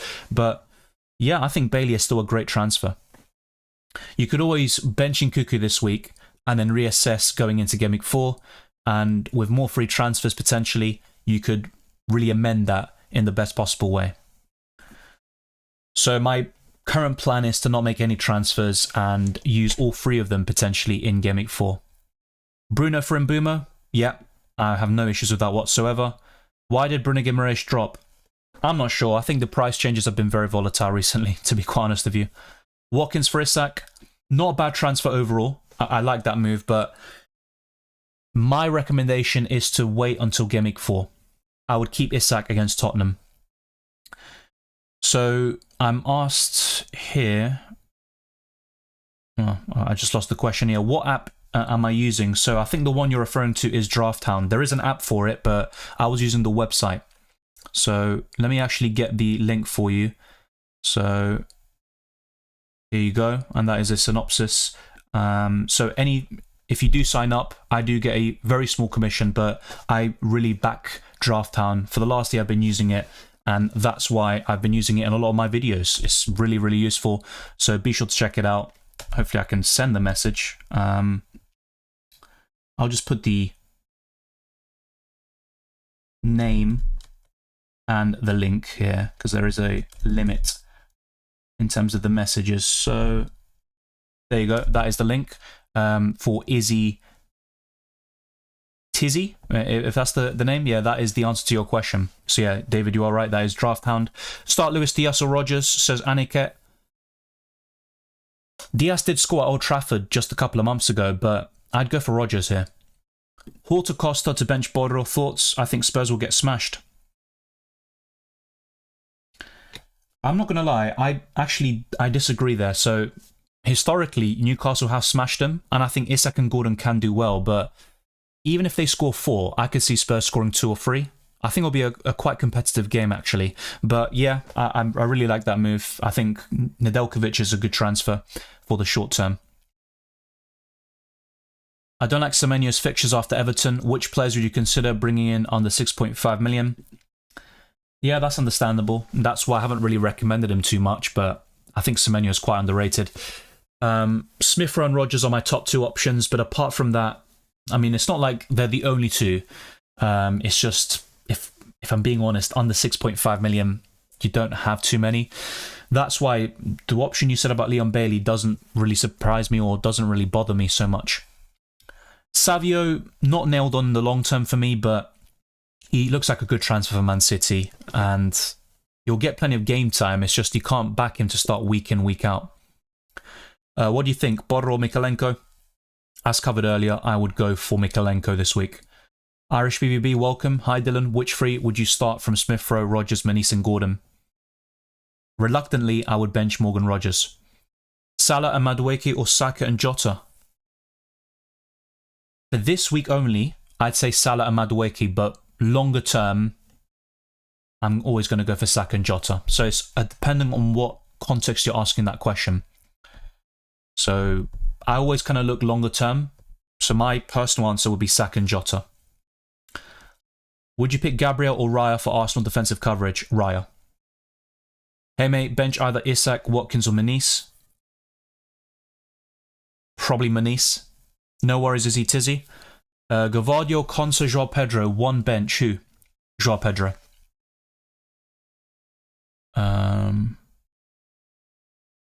Will Trippier start or should I transfer him out? I can't guarantee they will start. I said this in my predicted lineups podcast on Thursday and also in the updated versions today. That is one of my doubts with the Newcastle lineup. It could be Livramento. And if you do have Trippier, my advice is to transfer him out anyway. So if he starts, I think Spurs will score. Of course, Trippier always has attacking potential, but yeah, it's just not really a safe pick in general. He costs far too much for what he offers. Dropping Nkunku, get Semenyo, Madueke, Matoma or Rodgers. Yeah, Matoma's a great shout. I like him a lot. He is 6.6 million now. And Madueke will soon be that price too. My favourite from those four is probably Matoma, then Rodgers. Should I swap Doku for Gordon or Savio? Or is it better just to hold him and hope for the best? Now that is a great question. I'm not a big fan of Doku in general in terms of FPL output. Quality dribbler, he is electrifying on his day, but you can't expect consistency either in terms of minutes or in terms of goals or assists. This week, I like Gordon a lot, but he's not someone I'd recommend buying. In fact, my plan is to sell Gordon in Gameweek 4, which could help me buy Salah. So I think for me, it's either keep Doku or just buy Gordon for 1 or 2 weeks possibly, but you might want to make another transfer very soon in that position. So it might be worth keeping Doku for 1 more week actually, and then sell him definitively for Gameweek 4. Now, look, there's more options than what you discussed. There's Madueke, who a lot of people are interested in. Smith Rowe and Rodgers are 2 top recommendations from me. And I also like Semenyo as a budget option. The big issue with Bournemouth, though, is the fixtures. I wouldn't take a -4 for a goalkeeper, especially Sanchez, who's been very poor, actually, this season. Vardy being 0.1 million more just makes the challenge even harder. I completely agree. And I just think the budget is very low in general. Start Eze or Nkunku and why? I'd start Eze because he's far more nailed on. He's got great underlying numbers. He's not going to be subbed off for 60 minutes. I could go on. I think the answer is quite clear. If you want to go for Nkunku, then fair enough, but it's a big risk. Smith Rowe, Eze, Rodgers, Wood. Which one to bench? My personal opinion is to bench Rodgers. That's just me, though. Should I bench or start Murphy? Who are you benching him for, though? That would be my question, but he has done well against Tottenham in the past, specifically 2 seasons ago. So yeah, if you can, try to tell me who you'd start over him, and I can give you a definitive answer. Hi Dylan, play Anderson or Borro? Anderson. Now, he's not guaranteed to start in Gameweek 3, so that is a possible problem, but I would go for him. Is Mazraoui to Mikalenko a good idea, Dylan? Selling Mazraoui to Mikalenko? No. I prefer the Evertonian this week, but I wouldn't be looking to buy him. I'm only starting him because my options in the defense are limited, and I'm also hoping for the best here, if I'm being honest. I'm trying to roll the transfer, have free available in Gameweek 4, and buy Salah for those back-to-back home games against Bournemouth and Nottingham Forest. Hello, mate. Raya and Robbo or Flecken and Trent? I'm not sure if it was you, but I did answer this question earlier, and I went for Raya and Robertson long-term. Do you think Anderson starts for Fulham? Yes. I can't guarantee it though, Tristan. Kulusevski to Rodgers or Isak to Watkins? I would go for Rodgers. Isak to Watkins isn't a bad move overall. I wouldn't do it this week though. It's all a matter of timing. Start Armstrong or Borro? Probably Armstrong. Rogers, Smith-Rowe or Joao Pedro start 2. I'd bench Joao Pedro. Keep it simple. Wood or Welbeck this game week? Chris Wood. Hi mate, shall I have Gordon or Isak on the bench? Based on recent form, you'd probably bench Isak, but have you seen his record against Tottenham? It's not ideal. No worries, Nasi. Thank you very much for the kind words. Bench one of Eze, Munoz and Konsa. Munoz. I think I answered your question earlier. If not, I answered an identical one. Solanke replacement. Watkins and Havertz would be ideal. But if you're not able to afford them, I'm still interested in Mateta. There are some doubts about him going forwards with Nketiah, but I think they'll start together. But really, if you can't go to those two, my recommendation will be Welbeck or Manice. Welbeck isn't great for this week, so if you need him to start against Arsenal, it's not looking too great. But he has scored at the Emirates before, in the Carabao Cup 2 years ago, so you could do it again. How comes Hall is on your bench? Well, he was benched in Game Week 2 against Bournemouth. I think Spurs will score against Newcastle, and I think all of my starting defenders have a better chance of getting a clean sheet or any returns than Lewis Hall. So that's why he is on the chopping block for the coming weeks, but I think he'll start against Tottenham if that's kind of what you're worried about. Hey mate, hope you're doing well. Hudson-Odoi or Pau Torres to start, says Ashish. Probably Hudson-Odoi. It's kind of an awkward one because Pau Torres is probably more likely to get you a return, so his floor is higher, but his ceiling is lower, if you catch my drift. But I'd go for Hudson-Odoi. Hey Dylan, who to bench? Jota, Isak, Hudson-Odoi. From those three, I would bench Hudson-Odoi. Oh yeah, thank you very much for letting me know. Not sure why. Oh, I think it needs a refresh, that's probably why. Yeah, let's try now. Yeah, the URL is the same. So, bench 2, McAllister, Porro or Joao Pedro? I'd probably bench McAllister and Joao Pedro. Bench 2 players, Saliba, Trent, Robinson, Konsa or Gvardiol? I would bench... Wow, you've actually got a very strong defence this week. Dare I say Trent? I'd bench Konsa and possibly Gvardiol. I'd start Saliba, Trent and Robinson. Start Wood or Rogers? I'd start Chris Wood. Horta Costa to bench Porro, thoughts? I did cover your question earlier, and I said that's a good idea. It's just probably a short-term move. We've got an international break, so it does kind of help Matty Cash return to the starting 11 very soon for Aston Villa. Pedro Porro or Romero? I'd go for the Spaniard still. Brereton Diaz to Mbeumo for free? Yes, I would definitely do that. Mbeumo or Wood? Mbeumo. Saliba or Rico Lewis, says Lazy P. Saliba. Sell Hall for Dunk? Not this week. I wouldn't start Dunk against Arsenal anyway. If anything, I think Newcastle have a better chance of a clean sheet than Brighton. Hey Dylan, who should I bench out of the following? Rogers, Bernardo, Isak, Smith-Rowe. I would bench Bernardo Silva. Eze or Wood bench? I'm currently benching Chris Wood. Sorry, I'm currently benching Eze, but I might switch it. Would you play Borro or Konsa, and for a free transfer, Isak out, Watkins in? I would play Konsa, and I like the Watkins transfer, don't get me wrong. I just wouldn't sell Isak against Tottenham. In Game Week 4, I'd be happy to sell Gordon or Isak, but not this week. I'm thinking to start Mitchell. Good or bad idea? It's not a bad idea necessarily, but I would start Gabriel, Trent and Gvardiol. Hey Dylan, advice for underrated striker? I'm not sure if he's underrated, but Welbeck would be a good one. Joao Pedro has also gone up in price to 5.6 million. You've also got Manice. For me, an underrated striker would be Havertz. His ownership isn't too high. He's very consistent in terms of FPL output during his time at Arsenal. So I'd probably say Havertz or Welbeck, actually. Mikolenko to Robertson for a hit? No. Not this week. Sell Isak to Watkins for free? Yes, but in Game Week 4. That's my advice. If you want to buy Watkins now, Fair enough, I understand. I just wouldn't sell Isak in Gameweek 3. Hi Dylan, bench 1, Eze, Jota, Smith Rowe, Manis, Madueke. That's really tricky. I'm currently benching Eze. That's probably what I'd recommend for you as well. Who do I buy for Nkunku? I have Eze, Gordon, Smith Rowe, Jota. If you can, I'd highly recommend Mbumo. If that's not possible for you, then my recommendation would be Rodgers. Bench 1 of Gabriel, Borro, Munoz, Leaf Davis.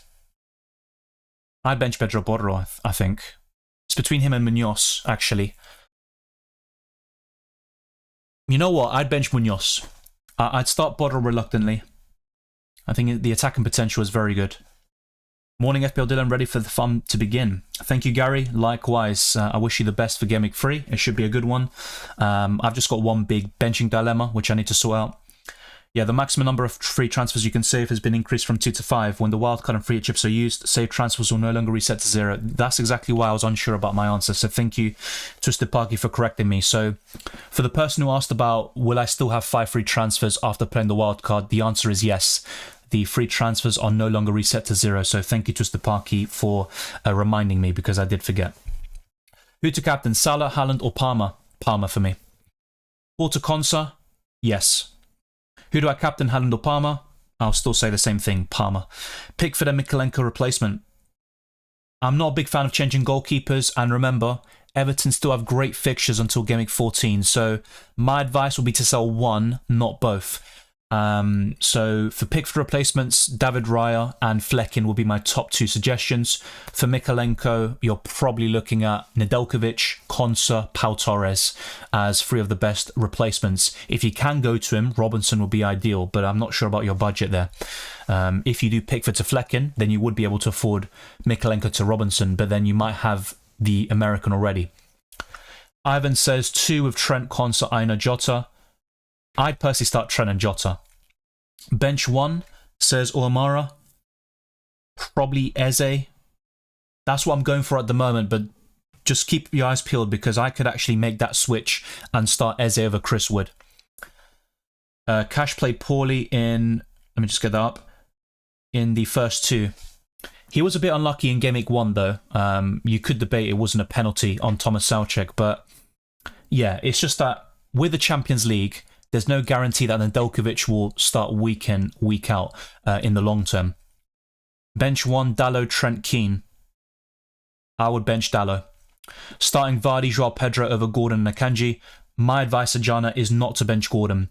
I'd start Gordon over João Pedro, but it's up to you. Do you think Anderson will start? Should I transfer him or Nkunku? I think he'll start. It isn't guaranteed.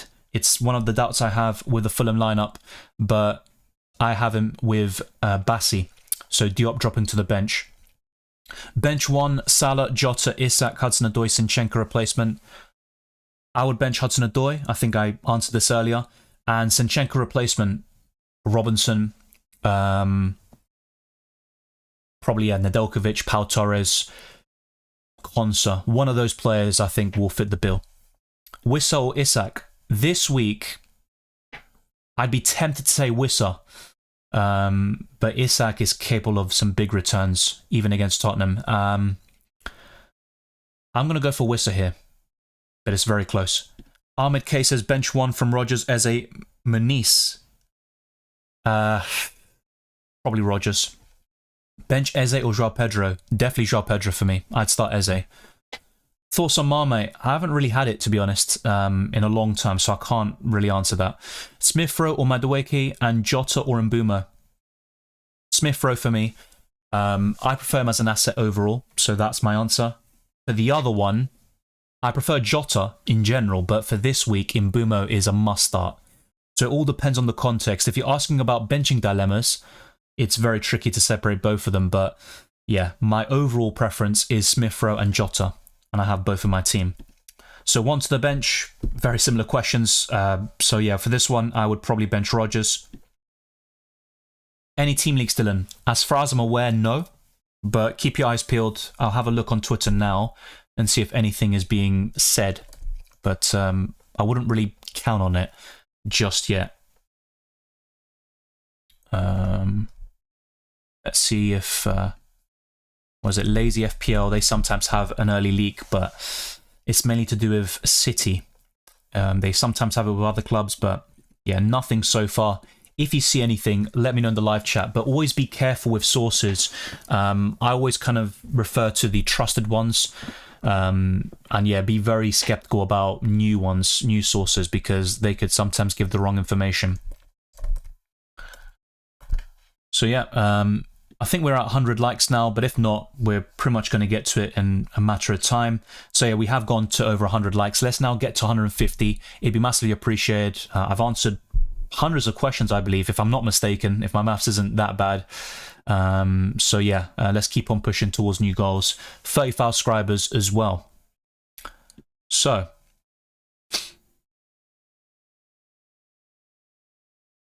let's see. Will Nelson take some of the Fulham attackers' minutes? In my opinion, he'll start over Adama Traore on the right. I really think so. Now, his best position is arguably on the left, but I think Iwobi will still start. So eventually we'll see a front four of Smith Rowe, Nelson on the right, then we'll see Iwobi on the left, and then Muniz up front. Son or Palmer? Palmer all day long. I actually compared their stats earlier. If you want to check that out, just rewind the stream a little bit. I would bench Bedra Bodr or Tariq. Would you play Minter or Armstrong? I would play Armstrong. Saka captain and roll, or Jota to Mbumo captain? I just go for Saka captain.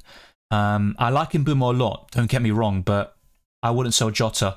Now, the only issue with what I just recommended is Saka has never scored or assisted against Brighton in home matches. So that is a reason why I'm personally not too keen on captaining Saka. Is Valdimarsson a starter for Brentford this game week? I think it will be Flecken. Valdimarsson played quite well in the Carabao Cup, but it should be Flecken in goal. Would you rather captain Watkins or Isak? Close one, but I'd probably give the edge to Isak this week, and that's why I don't recommend selling him.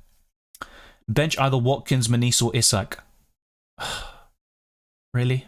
Probably Muniz then. Hi Dylan, is Madueke nailed? No. He'll start in Game Week 3, but beyond that, I don't think he's nailed. I mean, let's actually put into context. Chelsea have dozens of wingers, even after loaning out Sterling. They've got Pedro Neto, Nkunku can play there. Cole Palmer tends to play on the right-hand side. You've also got Jackson up front. There's so many options that I'm also forgetting. Dewsbury Hall can play as an attacking midfielder. They played Enzo Fernandez there in Game Week 1, shifting Palmer to the right. So honestly, I can't guarantee it. 6.3 million midfielders. Rodgers, Smith Rowe, Semenyo. I'd probably put Smith Rowe in first, but those would be probably the top three actually. Savio, what do you think? Worth putting in? Very risky, in my opinion, especially when Foden is available, which could be as soon as Game Week 3. Fulham attack equals Wenger squad front four. Yeah, but I'd say late Wenger, as in towards the end of his career, because back in the day, Wenger had Overmars, Perez, some top quality players, Bergkamp, Hjulmberg, so things changed. Dylan is benching Eze over Wood. Let's put into context, it's not locked in. I've always been unsure about this. I might change it. But there are some reasons. It's not just, me being woke or being stupid for no reason. So Chris Wood has only blanked once in home matches against Wolves in the Premier League, whilst Eze has never scored or assisted against Chelsea throughout his entire career. FA Cup semi-final and 6 Premier League games, 7 losses for Palace, and also no contributions from Eze. So there is a bit of logic to the madness, in my opinion, but yeah, it's still very uncomfortable to bench Eze, who just scored and assisted in the Carabao Cup, a 4-0 win for Palace. I think they're a bit more confident now after making some good signings, Chalobah and Lacroix in the transfer window yesterday. So yeah, I'm probably going to make a change. And as you can see with the poll, 39% of you are going for Wood on the bench, but actually it's closer than I thought. Eze is just behind him. Gordon and Jota are not really, they're far below them or behind them in the poll, which is a good thing for them. And I understand that. For me, that's the big dilemma this week. Eze or Wood in Game Week 3.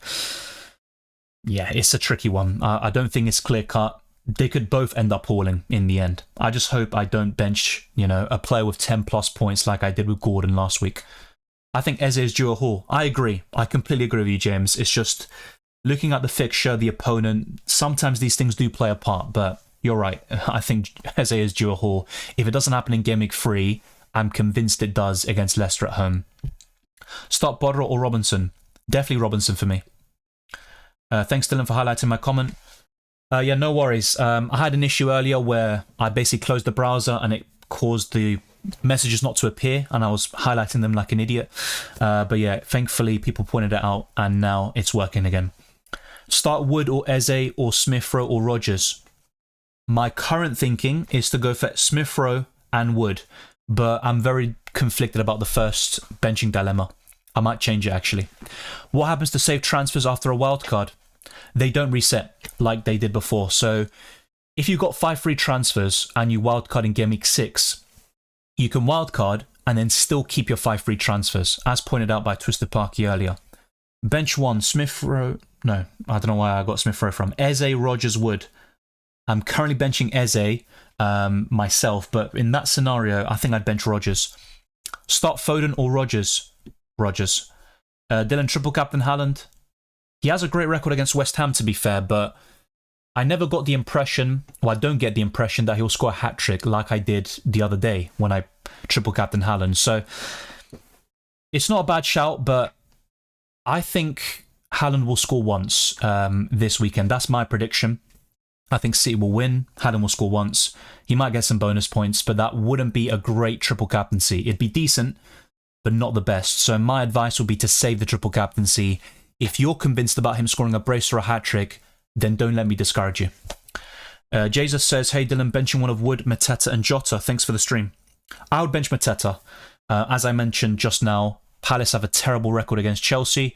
I know circumstances are different now, but even last season, I don't think Palace did particularly well against the Blues, so I'd probably bench Mateta. Chalobah to Palace on loan. Unless the deal fell through, I'm pretty sure it still happened. So let me just confirm it. I'm pretty sure it did. Yeah, it was absolutely sealed. It's been confirmed by Chelsea an hour ago. So yeah, Chalobah to Palace. He won't start in Game Week 3, but if we actually think about it, obviously Chadi Riyad will return from injury at some point. Palace will have a bit of squad depth now in the defence, so they'll play Chris Richards, Lacroix, I probably butchered his name, I'll double check that and correct it in future streams, and Chalobah, which is a pretty decent, well actually, and there's Mark Gay as well, so yeah, one of them would drop to the bench, possibly even Chris Richards. So they've got a bit of squad depth there. Nathaniel Klein can also play as a right centre-back. They'd have Chadi Riyad, so suddenly they'd have 5 or 6 decent defenders. So, let's get your questions back up. Which new signing is the standout mover? It might not be the best one overall, but the one that stood out to me was Ward-Prowse on loan to Nottingham Forest. I think that could be an excellent signing. I haven't... So, have I started a UCL draft? Yes, actually. I did make one last night. So, I'll go into that next week.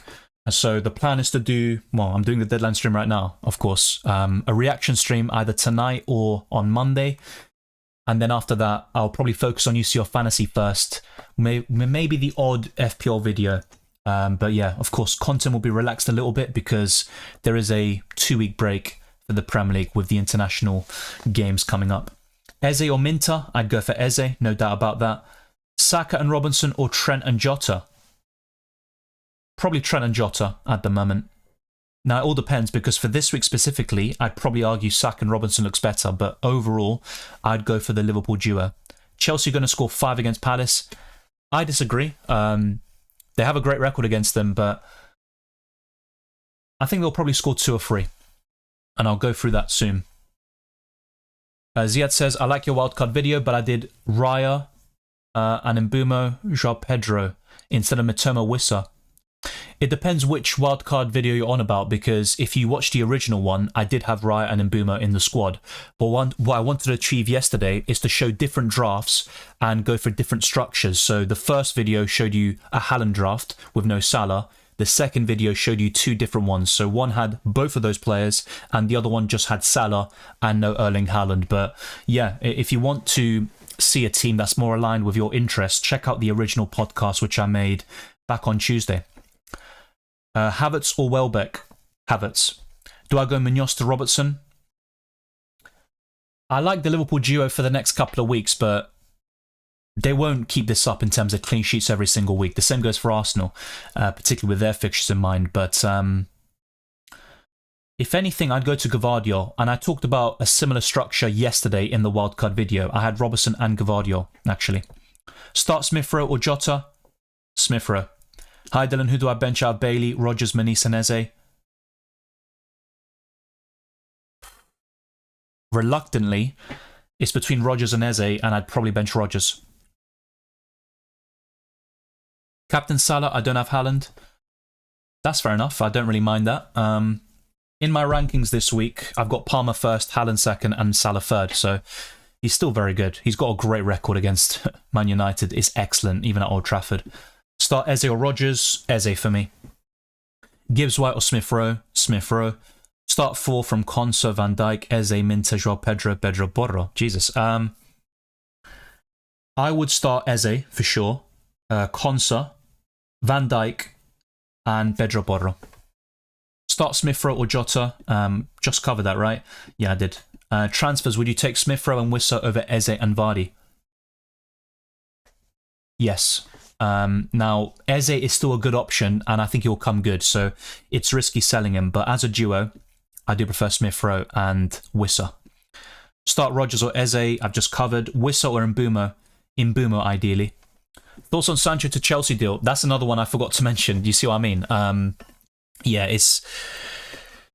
it could be the best for both parties. You could argue that United were the problem for Sancho. It's just not the right environment for him, but Chelsea isn't exactly, with the exception of Palmer and a few others, of course, it's not exactly a completely different situation. I think Chelsea are actually quite similar to United in terms of spending a lot of money, having a lot of players in certain positions, and not getting the best out of certain top quality talent that were doing so well before joining them. So let's wait to see what happens. It could be a good move for him, but I'm not so sure if it's exactly the best environment.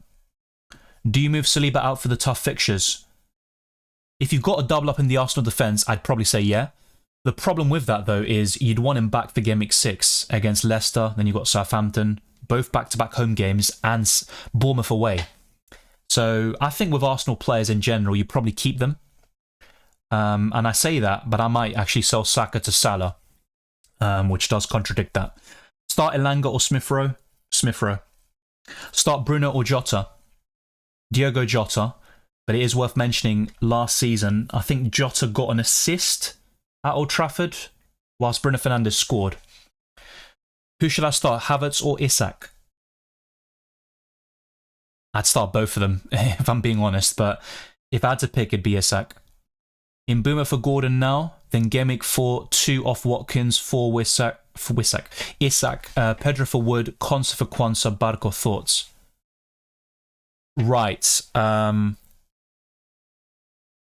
Yeah, no, that's absolutely fair enough. The only issue I'd have with those transfers is selling Gordon now against Tottenham at home. I'm personally very confident he will get a return. That's the way I look at it, but I'm also confident Mbeumo will return. So either way, it's a good transfer. I like it. And yeah, I'm pretty satisfied with that.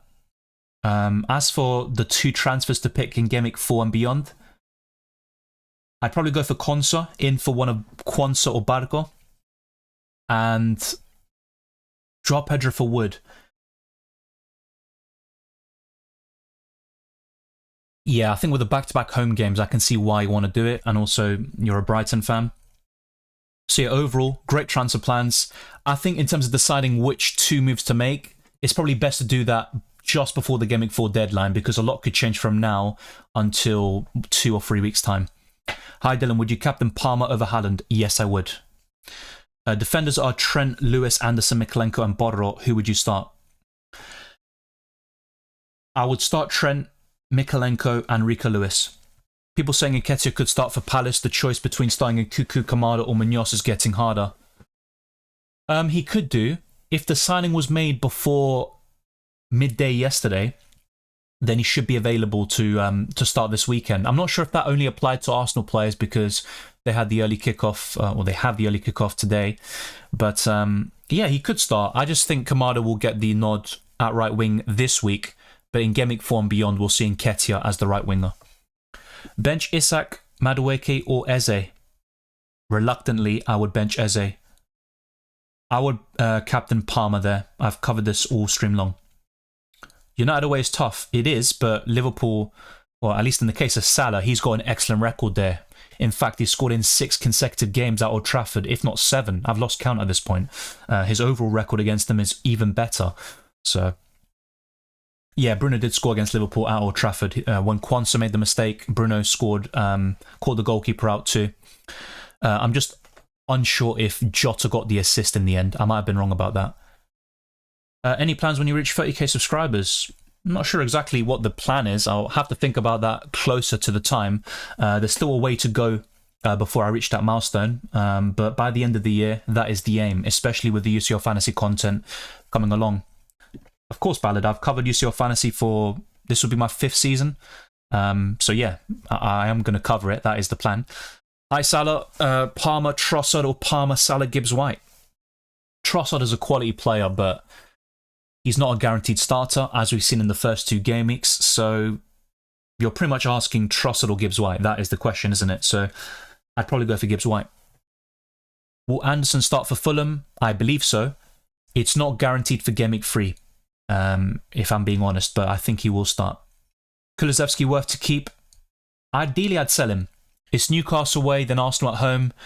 Once Solanke's back after the international break, I think Kulusevski could drop to the bench again, so I'd look to sell him if possible. He is in great form, so it is a tricky situation, but I'd look to sell. Bench Wood or Rodgers? I'd personally bench Rodgers. Eze or Wood? That is the big conundrum, which I'm going to show you very soon. I've currently got Eze on the bench, but that could change. Bench 1, Trent, Robertson, Lewis, Borro. Probably Borro. That's what I'd go for. Is Mbuma for Gordon better than for Jota? I think so. Now, oddly enough, this week I think Gordon will outscore Jota, but longer term, I'd rather have the Liverpool man. Nkunku to Minter, I made last night, good transfer. Long term, I like it, particularly in game weeks 4 to 5, but if I'm being honest, I wouldn't start Minter against Arsenal. That could age horribly, of course. You know, football's full of surprises. Brighton are a good team. I said earlier, it could be a very tough match. I don't really see it being easy for either team, but I'm not a big fan of Minter against that Arsenal defence.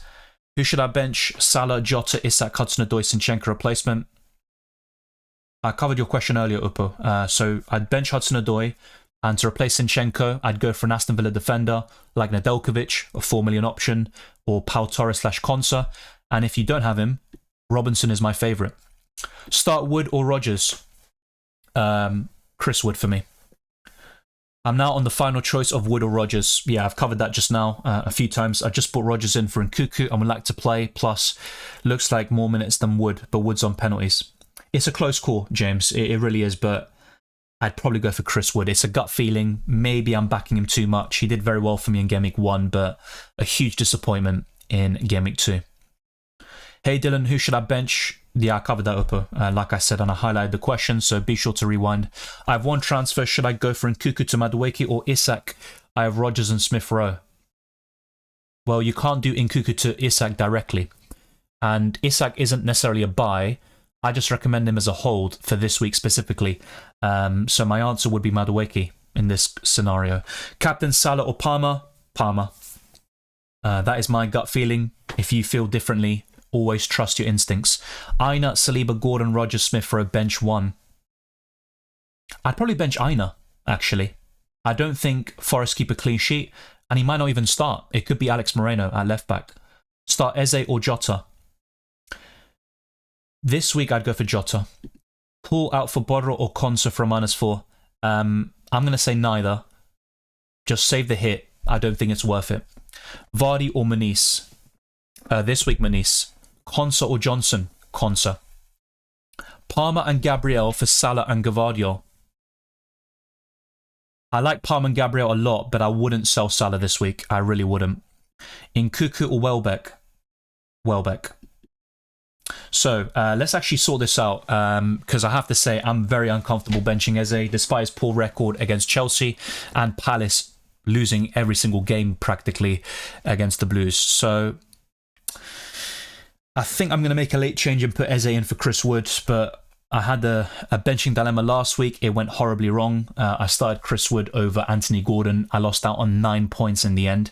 I'm hoping it's not the same thing. And in fact, this poll is literally neck and neck. Chris Wood and Eze both have 38% of the vote in terms of which player would you bench.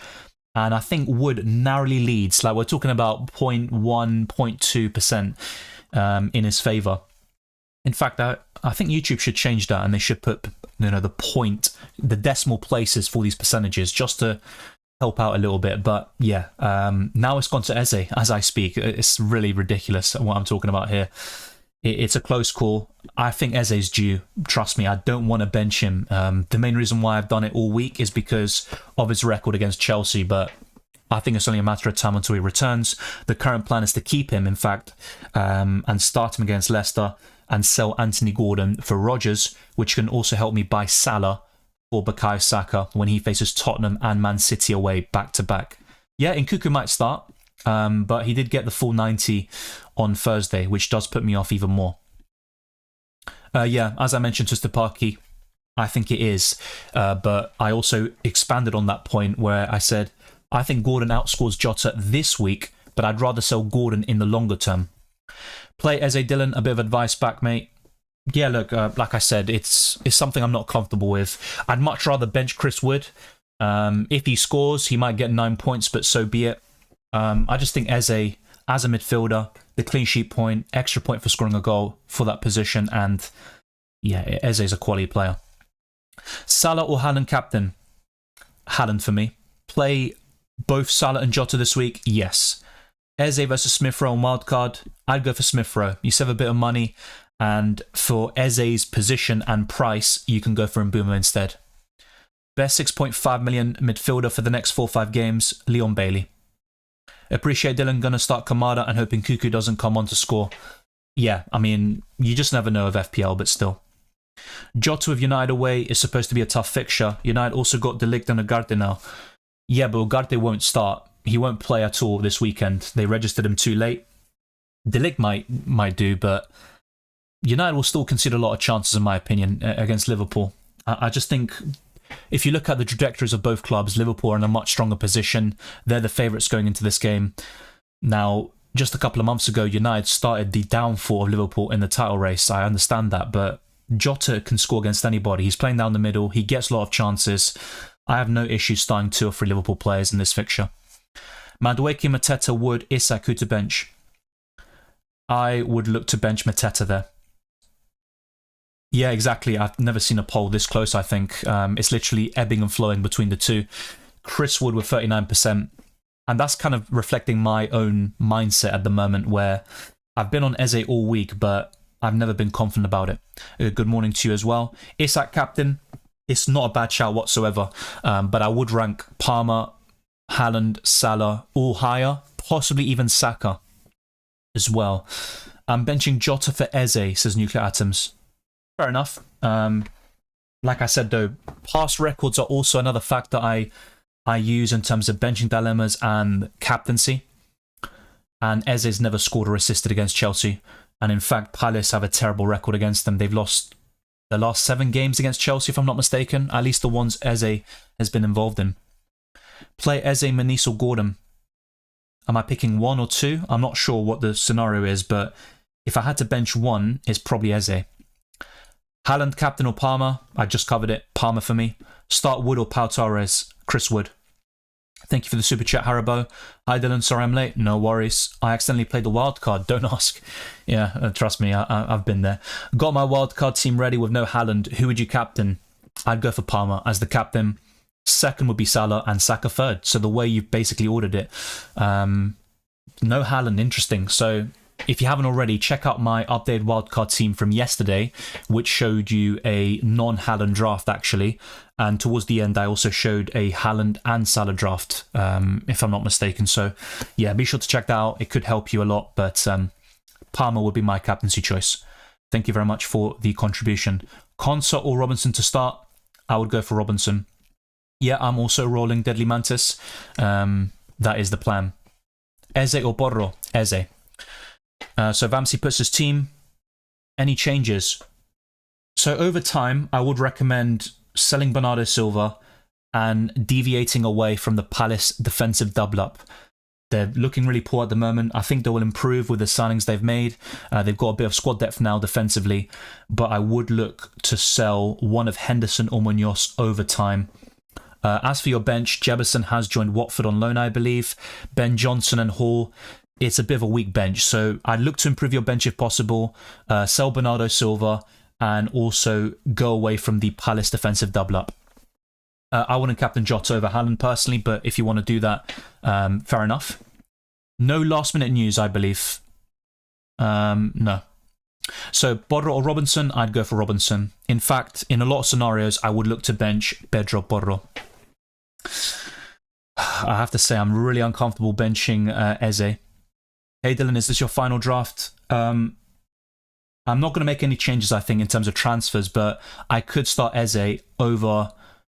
I'd probably say over one of Chris Wood or Jota. Those are the two most likely ones to drop to my bench.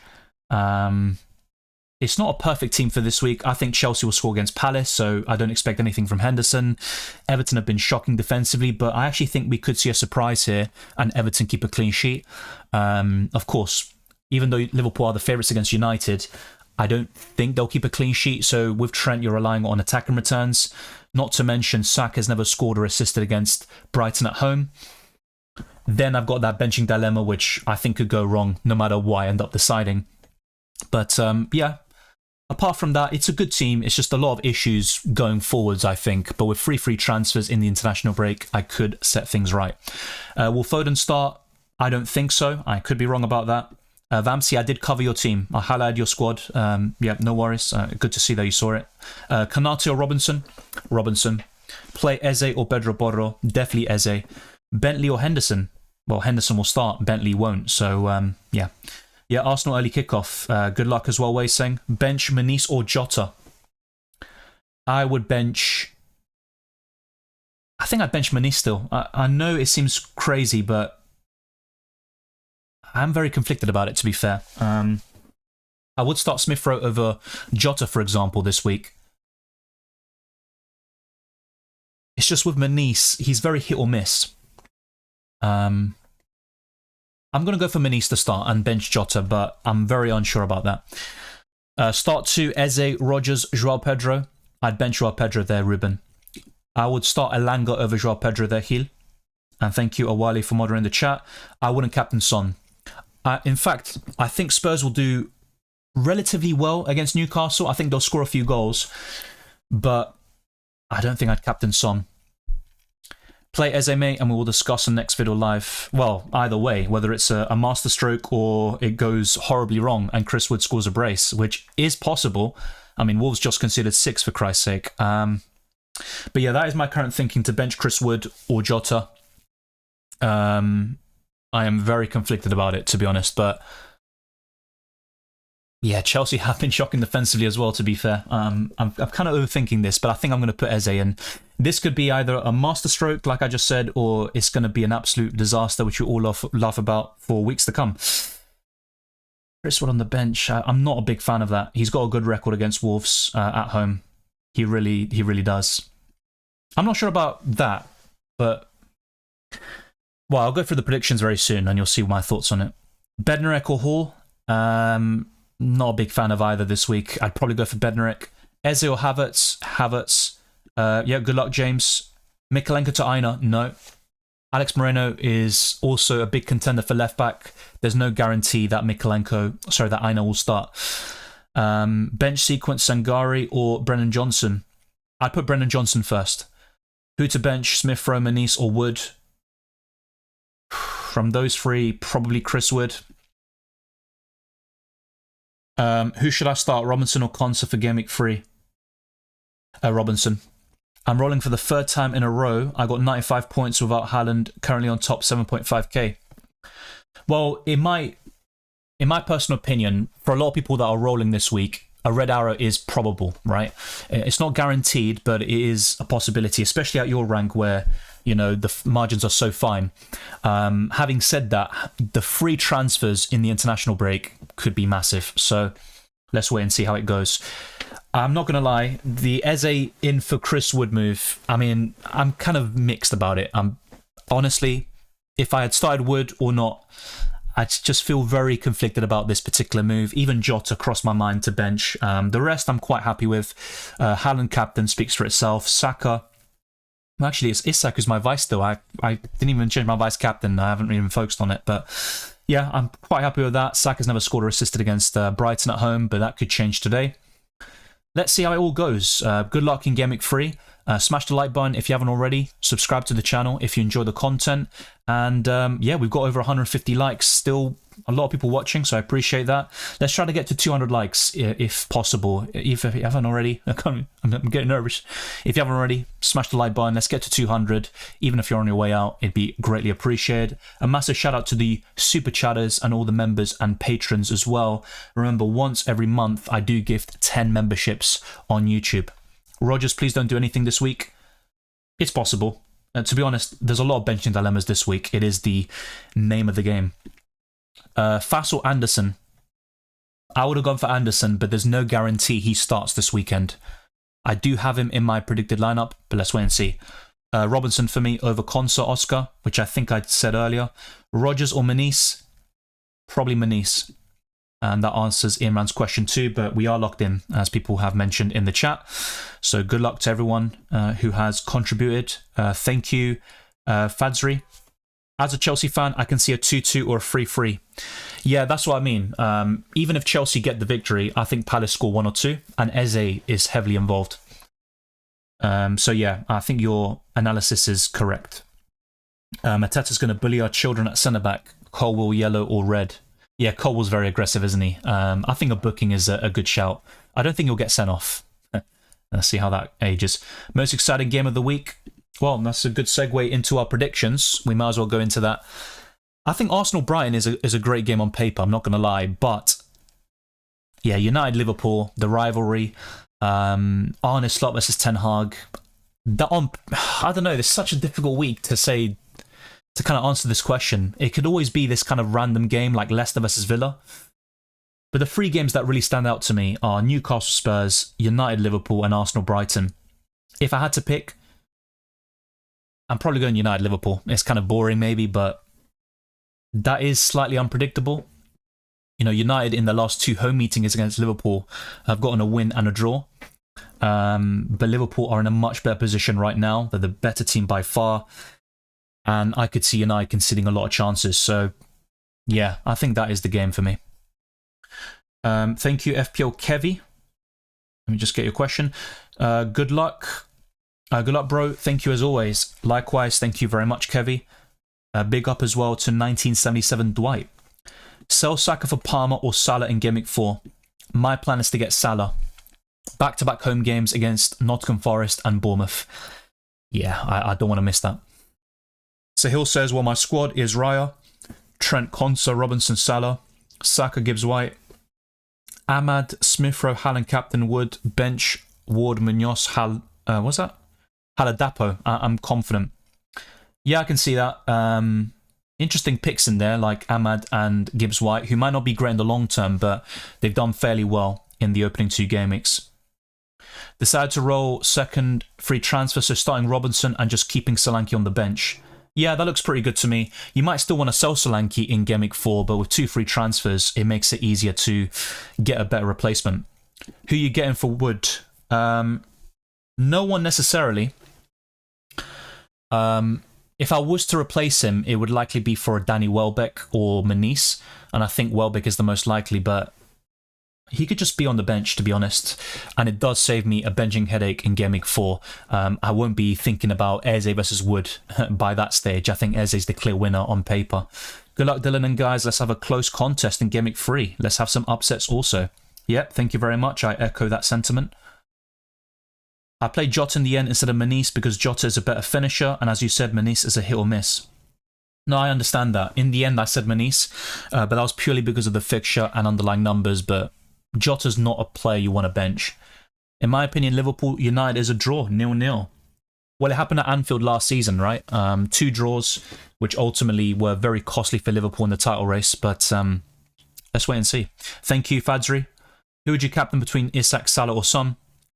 Salah. Isak would have been second and Son third. I hope he doesn't get sent off, but yeah, he plays with passion. Yeah, he kind of borders on the aggressive side, isn't he? Well, he is aggressive. Started Wood over Eze, let's see. That was my original plan. I think either way, it's just all outcome based. So the decision isn't necessarily a bad one, whether you start Wood or Eze, but the outcome will be 50-50. Yeah, Ahmad's decent as a cheap enabler, but going forwards, there's no guarantee he starts a lot of games, or at least not week in, week out, which for a 5 million midfielder is not a bad thing. I played Eze out of stubbornness because something has to give now. He can't keep coming on close to scoring and blanking. Eze will score a lot of points this season, there's no denying that, and I think Gameweek 4 he's a captaincy option against Leicester, but his record against Chelsea, I've said it a lot, is poor. He's never scored or assisted against them. He might have gotten an FPL assist or something, a bit of a jammy one, but yeah, Palace have really struggled against Chelsea over the years. Good luck, Harrison. I think Villa versus Leicester might be the most interesting. Yeah, that's what I mean. That was one I also briefly mentioned, but yeah, just because of the atmosphere, the rivalry, also all the narratives, and also just the big game nature of it, United-Liverpool will be the most interesting, so to speak, for neutral fans as well.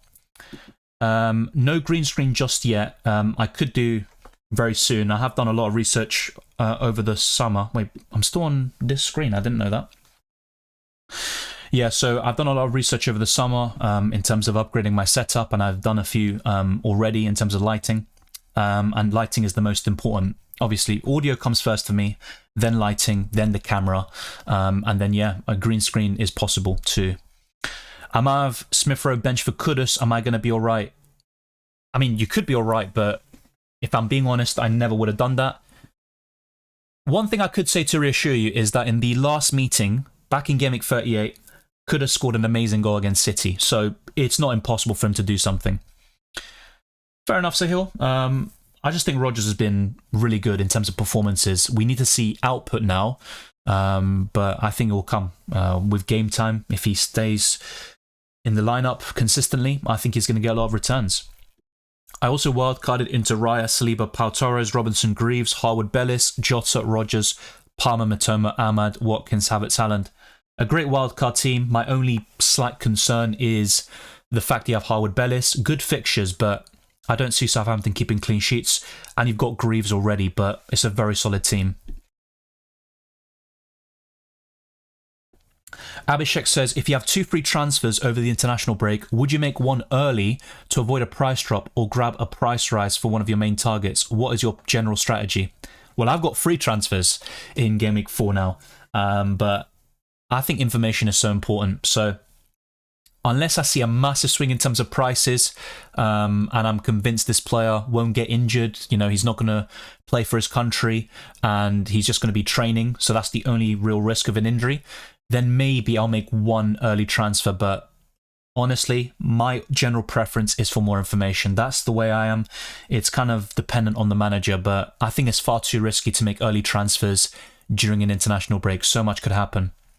I could see a 2-1 win for Man United if Ten Hag selects the right players like De Ligt over Maguire and Garnacho over Rashford. Well, in my lineup, I did have Maguire with Lisandro Martinez, but De Ligt could easily come in.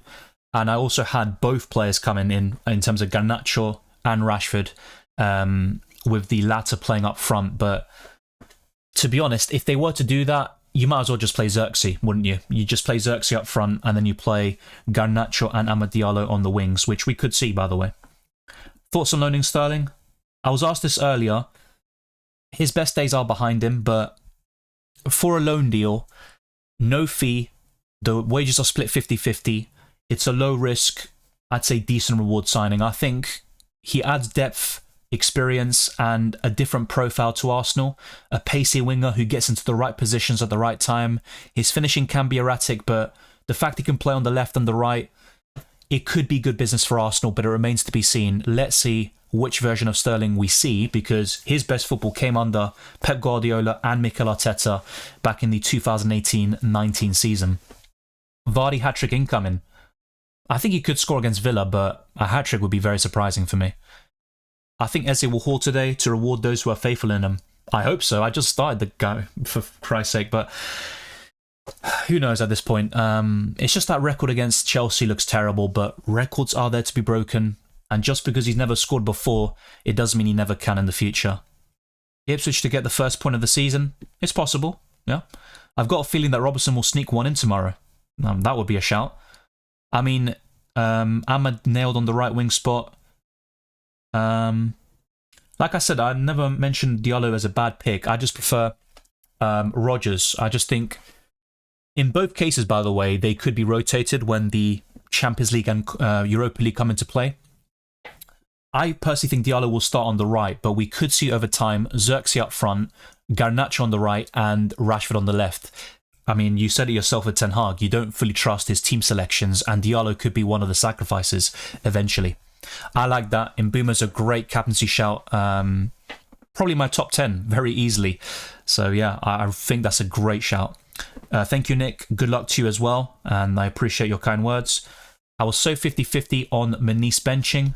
I thought since I have Smith Rowe, I can afford to bench Manise, but United away is still tough, no matter how bad United's form can be at times.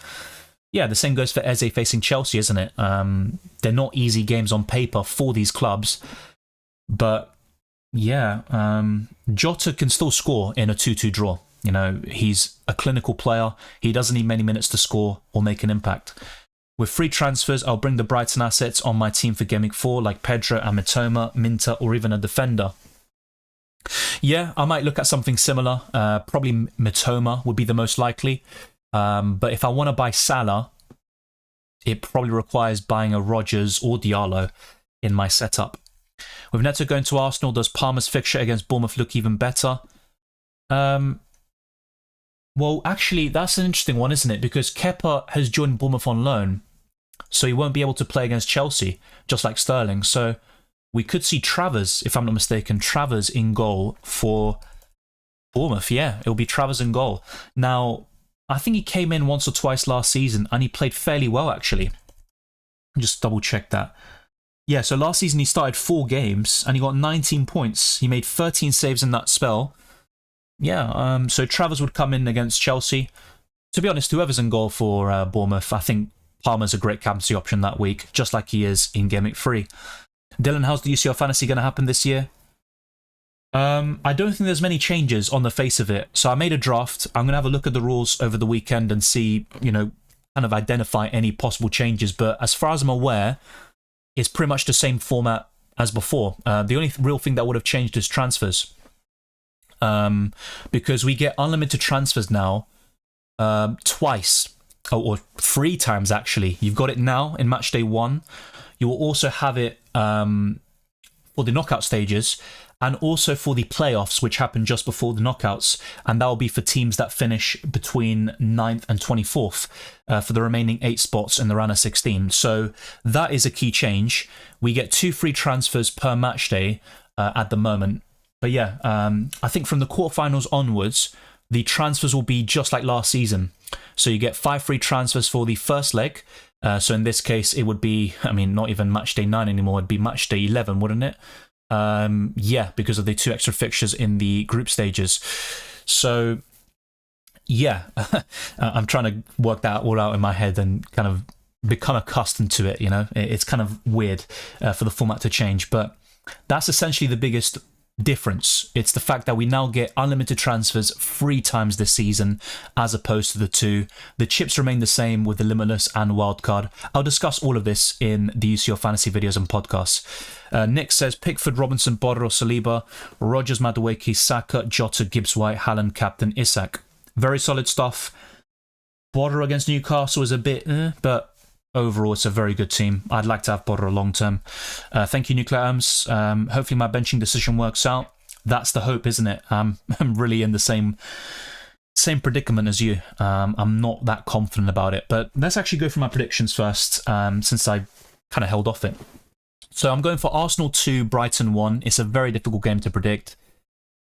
Brighton are a bit of a bogey team for the Gunners. Not last season, but generally speaking, you know, Brighton have gotten some big results, even at the Emirates. But I'm going for 2-1 for the Gunners. Brentford versus Southampton. I'm going to go for a 2-0 Brentford. Everton, Bournemouth. 1-0 Everton, which might be surprising to you. Ipswich versus Fulham. 3-1 Fulham. Leicester versus Aston Villa.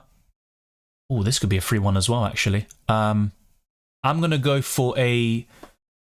You know what? I'm going for a thriller here. 3-2 Aston Villa. Nottingham Forest versus Wolves. I mean, for Forest, it seems like I always predict 1-1. I'm going to go for a 2-1 Forest, and I just hope, I really hope that Forest, that Chris Wood doesn't score or assist. West Ham Man City. I think pretty standard, actually. 2-0 Man City win. Chelsea versus Crystal Palace. This could be high scoring. I'm going to go for 2-2 in this game. Newcastle Spurs. Wow. It really depends on which Newcastle turns up. If they find their mojo offensively, I could see a 4-2 or something like that. But that's the big question. Based on what we've seen so far this season, it could be a lower scoring game, actually, compared to the usual. But I'm going to go for a... You know, I've got a feeling that Spurs could do well in this game. I'm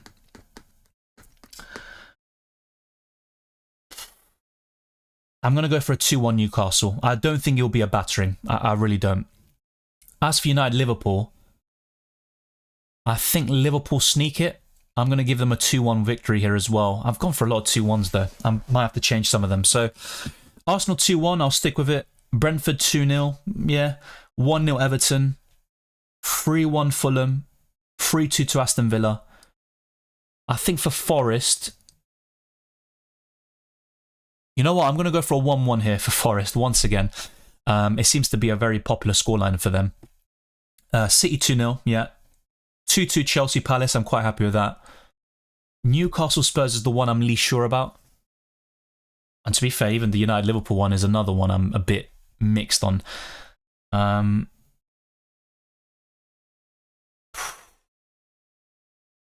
Yeah, okay, Newcastle Spurs, I'm going to go for a 3-2 Newcastle. 3-2 Newcastle and 2-1 Liverpool for now. But I'm kind of in two minds about a draw or a win for either Newcastle or Liverpool. I think those games are very tight. So those are my current predictions. Let's go back to my team. Just a reminder, one change from the team selection. I started Eze over Chris Wood in the end. I'm hoping for the best there.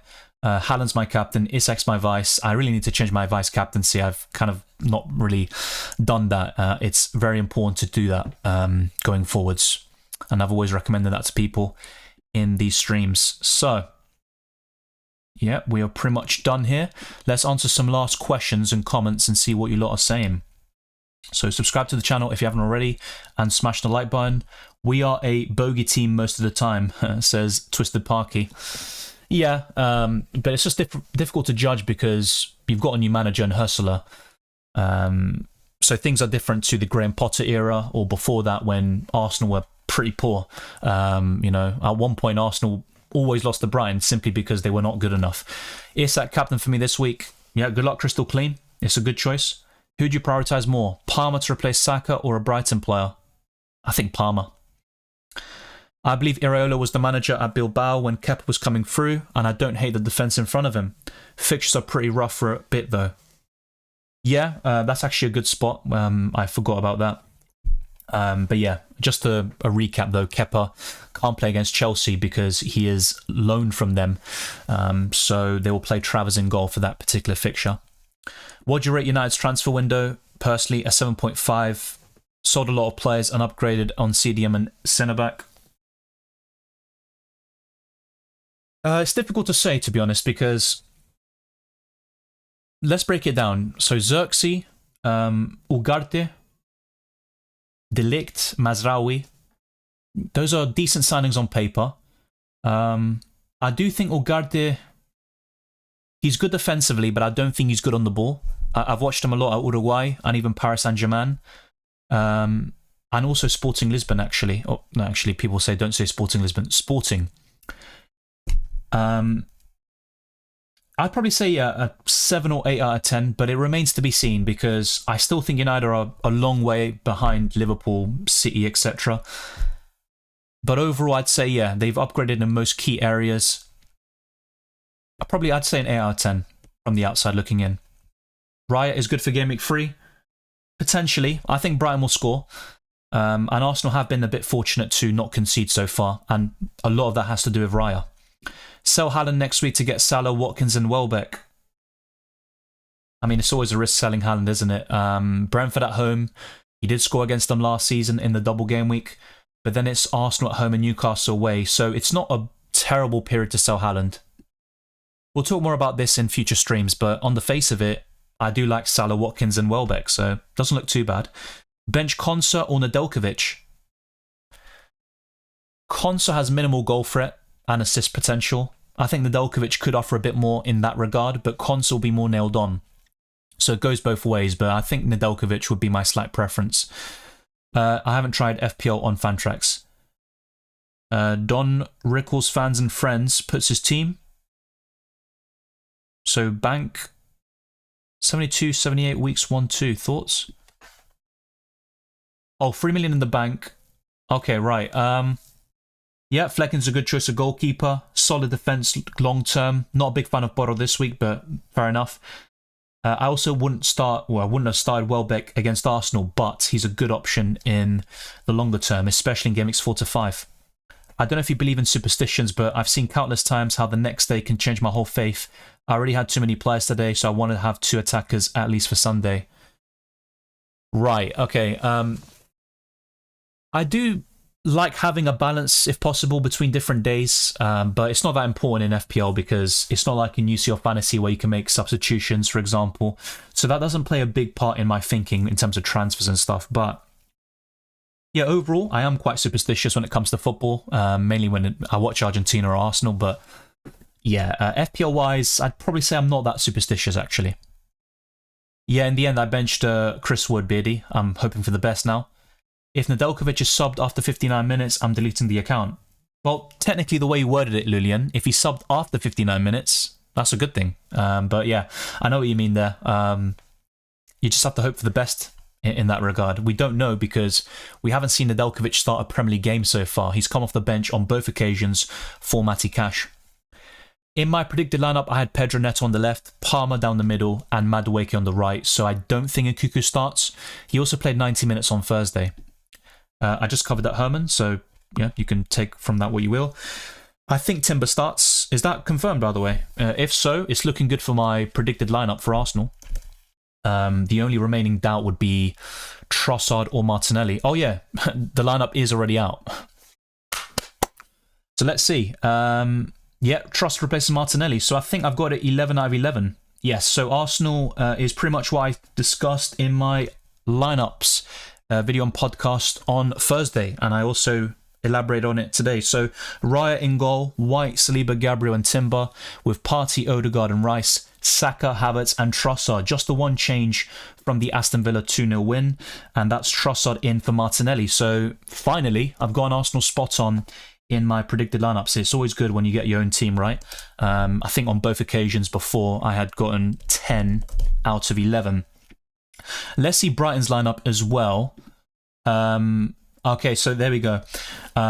With Gilmour joining Napoli on loan, it is Baleba coming in, which I always mention as a possibility. So, unfortunately, 10 out of 11 correct for Brighton and Hove Albion. Oh, actually, no, 9 out of 11 because Verbruggen starts, which I did say was a big possibility. So let's make those adjustments to this. I probably should have gone for Verbruggen in the end, but for some reason, I'm always a bit kind of hesitant to make changes with the predicted lineups when a certain player comes back from injury. But yeah, Verbruggen is now the clear number 1 for Brighton. He kept the clean sheet in midweek. And yeah, he is now going to start week in, week out. Keep your eyes peeled. He's actually, in my opinion, one of the best 4-point family and goalkeepers in the game, Verbruggen. He's a very good goalkeeper. So let's make those changes to the lineup. Baleba coming in for Wither. I think if he was available, it would have been him. But yeah, Baleba is going to be alongside James Milner. I think the prices are correct. Let's just put João Pedro at 5.6. And there we go. So let's bring the Brighton lineup on screen in just a second. Okay, so Yeah, this is Brighton's lineup, more or less, unless I've missed something. So yeah, Donk, Captain, Milner, Joao Pedro, Minter, Welbeck, Baleba, Mitoma, Van Heck, Veltman, and Hinselwood. So yeah, I got 9 out of 11 for Brighton. The goalkeeper one was always difficult to predict in my opinion, but yeah, Verbruggen is the number one, which was what I expected. But yeah, maybe I should have anticipated the change as soon as Game Week 3. That is a massive boost for Brighton. Baleba is also an impressive midfielder, so a very solid team from the Seagulls. It's going to be a very challenging game for Arsenal. So both lineups covered. Arsenal spot on. Brighton, I got the 2 incorrect. Let's now go to my team again. And let's see what you lot are saying in the live chat.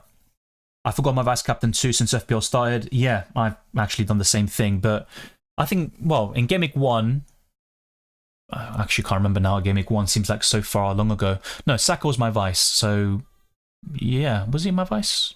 Yeah, Isak was my captain, Saka was my vice, yeah. Kamitoma running down the wing later. Well, actually, Ben White, one of the best right backs in the league, if not the best in the last 2 seasons, but there are 2 opponents he has really struggled against, Rashford and Mitoma, so I think Mitoma could cause a lot of problems. Yeah, thank you to Stapaki. Very good team from you. United versus Liverpool, who will win? I went for Liverpool 2-1, but I'm conflicted between that and a draw. Best attack in the Prem? I mean, it's probably City, isn't it? When Foden, De Bruyne and Haaland, that's technically the best attack. They score the most goals every year. I'm going to say City. Benched Hudson-Odoi and Joao Pedro and have 4 defenders, Lewis, Borro, Arnold and Robinson. Yeah, fair enough. I would have probably benched Hudson-Odoi as well, but good fixture for him this week. Good team, Macdrack. Not a big fan of Henderson. Johnson possibly, but the rest looks really good. Yeah, Chris Wood could be a nice shout for you. I'm hoping he blanks for my sake. Gonna sell Haaland in Game Week 5 probably. Yeah, that's another thing to consider. Last season he was anonymous in all 3 games against Arsenal, the Community Shield final and both league matches. Happy to sell Sancho, 300k a week and can't even get on the bench. Still has a Dortmund plastered over his socials. Well, I think it's a loan, right? It could eventually become a sale, but yeah, he's just not going to stay at United, especially if Ten Hag is still there. Well, yes, Hill, but then again, if I benched Eze, that also could have been a problem.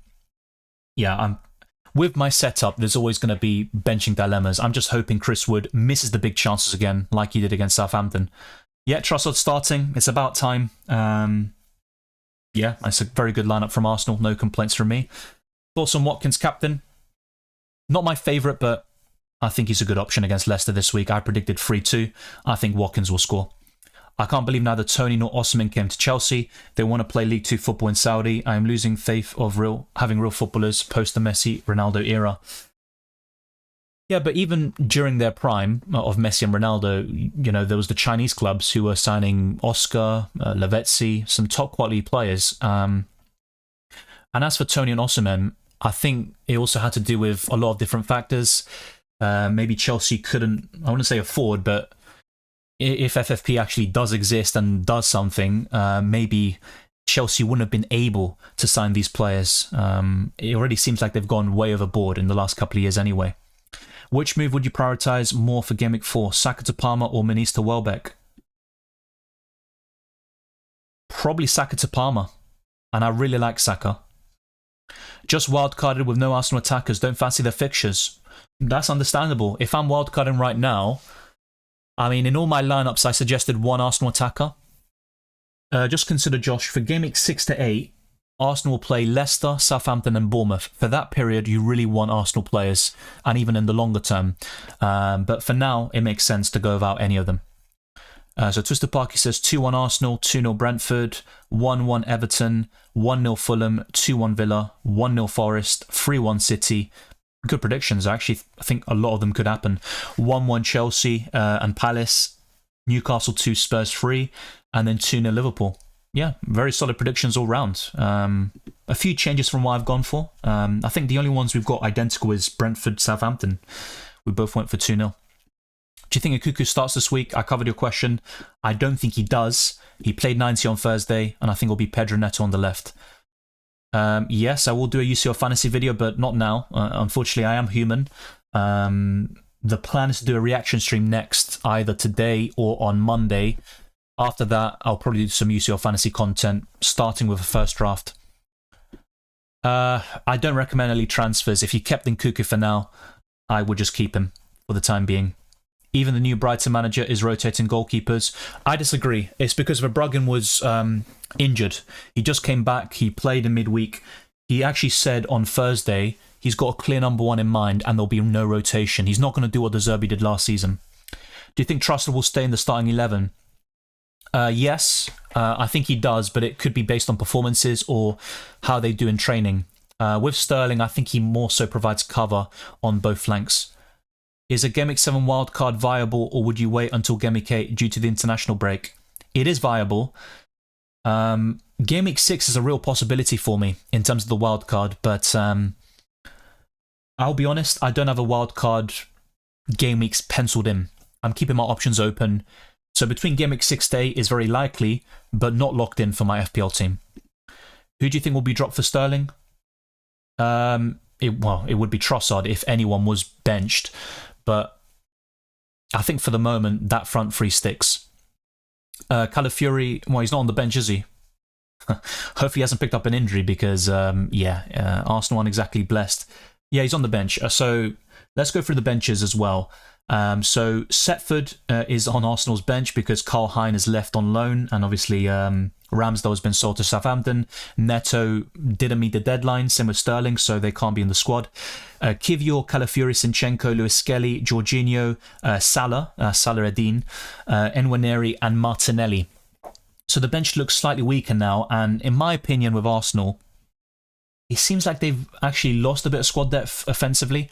Don't get me wrong, the defence looks really good, especially when Tomiyasu and Tierney return from injury, but a lot of injury-prone players for Arsenal. Gabriel Jesus, you can't rely on. I think they should have signed another attacker, but it is what it is. As for Brighton, they've got Steele, Lamptey, Igor Julio, Webster, Enciso, Rota, Adingra, Ayari, and Estupiñán. So yeah, no real surprises on the Brighton bench, I believe. When is the next best time to triple captain and who? I mean, whenever Salah or Haaland play, Southampton at home. In the case of Salah, Ipswich at home. So yeah, those would be good opportunities. Even Leicester at home could be pretty good.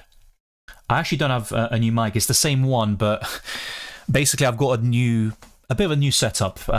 People even ask me, are you in a new environment? That's the question I was asked the other day. That's the lighting. It's the same environment, different lighting. As for the microphone, I've now got a desk stand instead of the arm, the desk clamp and arm from before.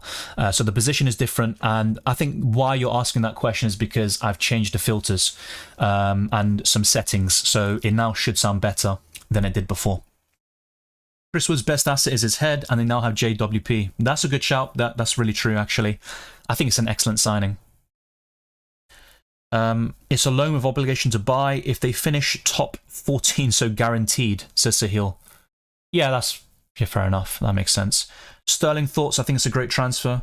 I've covered it already. I'm not going to lie. I don't think it's a great transfer, but it does add depth. It's a smart signing. I'll call it that. It's a smart signing. I could see him doing well for the Gunners. He provides depth on both flanks, but I don't think his best days are still there. I think his best football is behind him, but let's wait and see. Just give me a second, by the way. Just got to sort something out. Hopefully I can do it here. But yeah, we'll go for a few last questions and then wrap up. We have been streaming for 2 hours and a half. Time does fly when you're having fun. Like I said, the plan is to do a reaction stream, hopefully tonight, but I can't guarantee it. So yeah, let's see if I can sort this out quickly. So we are close to 200 likes. If you can, let's get to 200 before the end of the stream. It would be massively appreciated, and kind of a general target we set for each live stream. So let's try to do that as well. For some reason, it's not letting me. Oh, here we go. All right, all sorted. Let's go to your questions. Best of the summer. Not sure about that, to be honest, even as an Arsenal fan. I was quite excited about Marino and Calafiori, but unfortunately, the Spaniard is injured for 6 to 8 weeks with a dislocated shoulder. Can we still make transfers? Well, you can make transfers for Game Week 4. which is after the international break in a couple of weeks' time. But for Game Week 3, that's it. The deadline has passed. In Boomer Captain's Rise, yes, someone mentioned it earlier. Wissa here, good luck. I wish you the best. Very good picks. I think Southampton could be put to the sword here. I've gone for 2-0, but I could easily see 3 for Brentford. When would you wildcard in my case? Difficult to say on paper, but possibly Game Week 6 a deal. Might even be Game Week 7 or 8, but I think that period could really work out well for you. But it all depends on injuries, suspensions, and what happens between now and those deadlines. For me, if you choose a Palmer, Son, even Foden later on instead of Saka, then Havertz is a must for those easy fixtures. Yeah, I'd highly recommend an Arsenal attacker against Leicester, Southampton, and Bournemouth. You might even want to go for 2, and the ideal ones would be Saka and Havertz. I'm going to watch the Liverpool game with my older cousin. I'm going to try my best not to jump in joy in front of him if Jota scores. Well, he's a United fan, right? Yeah, well, it is what it is, you know. If you celebrate, you celebrate. It is what it is. Salah benched, owners in the mud. Oh, what a shame. What a shame that would be. What do you think of Liverpool attacking options and rotation, considering the amount of games they'll be playing for the Premier League, FA Cup, Carabao Cup, and Champions League? I would not be surprised if in Game Week 4 or 5 Jota's benched, but Salah for me is nailed on. I would have no concerns about him whatsoever. And in some of the easier Champions League fixtures, you could see Darwin or Gakpo starting, and it wouldn't be a drop-off. Also Chiesa, who is a good signing for Liverpool. Looked at the team for last year, says Twisted Parky. Oh, no worries. Seeing no Ramsdale, Smith Rowe, Nelson, and Nketiah on the Arsenal bench is weird. It also means the squad depth is probably less in those areas, actually. Like I said, Twisted Parky, the plan is to keep Chris Wood. My focus will be on getting Salah or Palmer. And if I do get Salah, it would likely be Gordon being dropped for Mitoma or Rodgers. But if I get Mitoma, it would require another downgrade. Maybe in that case, I would sell Chris Wood for Welbeck, if that sort of thing could work out. Let's see very quickly, before we wrap up, let's see if I can do something like that. With free transfers, I do have a lot of options, actually. So this is my current setup for Game Week 4. Chris would definitely be on the bench. I'd also bench Mikalenko, but I'll change things around a little bit. So let's stick with the Salah plan for now. So Salah in. Let's see if we do Mitoma in for Gordon. I'd be 1.7 million off, so no, I wouldn't be able to do this, actually. So let's go for Rodgers. Let's keep things simple. Rodgers in. I could actually do, Welbeck in for... That could actually look really good, but then I've got a benching dilemma, and my defense is still a bit weak. But yeah, I could buy Welbeck for Chris Wood, Rodgers and Salah. Only just though, 0.2 million left in the bank. By the time we get to the Game Week 4 deadline, I'm not sure if I could afford this, but yeah, that would look really solid actually. I'd captain Salah, vice captain Haaland. That looks really good, in my opinion. The only doubt would be Lewis Hall away to Wolves. Will he start the game? And if so, a clean sheet isn't that probable. But yeah, I've got a lot of flexibility now with the free transfers. I'm kind of warming up to the idea of having 5 available, to be honest. But I don't see myself rolling all the way until having 5 free transfers. Yeah, I could see why. It would have been a nice replacement for Pascal Gross. Very similar, in my opinion. Should I sell Haaland for Salah, Watkins and Welbeck? I'm not a big fan of selling Haaland, but for those 3 players, it looks really good. I'm just wondering who else you'd be selling for the likes of Salah and Welbeck. Remember, he was at Chelsea. They are poor. Arsenal way better. Yes, but sometimes, for example, in a worse team, a player shines more, like Cole Palmer, as one example. So it can go both ways, where a player is a talisman for a bad team or a worse team, and then when he joins a better club, the goals are shared. But I see what you're saying. I don't think Sterling's a bad signing, don't get me wrong. I just, from the face of it, it does seem like a bit of a panic buy. I think Arsenal were like, oh, we're going to get rid of Reece Nelson and Nketiah, let's now get Sterling. I think if you get the Sterling from City, it's a great signing, but if you get the Chelsea version, it isn't. Well, that's the problem, isn't it? Sterling is only 29 and has a lot of experience when it comes to winning trophies. And in fact, in terms of active Premier League players, the only option, the only player in the league with more goals and assists is Salah. So it is a great record he has. Thank you, Punjabi. See you on the reaction stream. Gameweek 3 streaming to rant, tuning into Arsenal Brighton. Yeah, thank you very much, Punjabi. I'll be watching that as well with interest. Who would play at striker if Havertz is injured? Well, ideally it would be Gabriel Jesus if he's available. But as things stand, it would probably be Trossard as a false 9, and then Martinelli or Sterling on the left, basically. Could see Forest scoring a lot from set pieces this year. James Ward-Prowse and their tall strikers and centre-backs. Morata on deadline day is a solid pickup in my opinion. Yeah, I think James Ward-Prowse is the one I really highlighted as the standout signing. Delhi for you too says, all the best for Gameweek 3, Dylan. What do you think of Liverpool Chiesa signing? Will he do well for them? Keep up the fantastic content, like the stream all. Thank you, Deadly for you too. Yeah, I think it'll be a good signing. Chiesa is slightly inconsistent, but as a squad player, he offers a lot of squad depth there on the right-hand side. He is quite one-footed, but cutting in on his left, I think he could do really well for Liverpool. And yeah, I think it's a good signing. I'm not going to say it's a great one. That remains to be seen, but on face value, I think he will do well at Liverpool. I still think Ramsdale's a little better than Raya. Possibly. It depends on which context. As a shot stopper, during their times at Arsenal, so far Ramsdale has been the clear winner. I think Raya struggled last season in spells, but this season so far, I think Raya's been the best goalkeeper, but you can't judge on 2 game weeks, can you? But he's made some incredible saves, you know, some of the best I've seen in years. So if he keeps that up, I'm quite happy with Raya. He's much better on the ball. And oddly enough, Ramsdale started very well at Arsenal with his distribution, but then over time it seemed to get worse. My main issue with Ramsdale is he's quite erratic. He doesn't, how do we say, he doesn't really transmit tranquility or calmness to the back four. He's very erratic, and we saw that last season when he came in against Brentford. The Arsenal defence looked very shaky, and I think that is a result of Ramsdale and his nature. But on his day, he's brilliant. He's made some amazing saves. The one against Leicester 3 years ago, Liverpool 2 seasons ago. There's a lot that Ramsdale has done. He's a good goalkeeper. And if Southampton go down, I could see him making another move to a Premier League club. Joshua Salah captain himself in his FPL team. I think he always does that though, doesn't he? He really backs himself as the best FPL option, which is fair enough. I mean, if I was Salah, I'd also back myself as captain, because have you seen his record against United? It's incredible, even at Old Trafford. Hello Dylan, I had a good start, 27k in the wild, but now I played the wild card to try to get to top 1k for the first time. Is it a mistake? That remains to be seen, but I always say with people with wildcard, it's best to save it for later in the season if possible.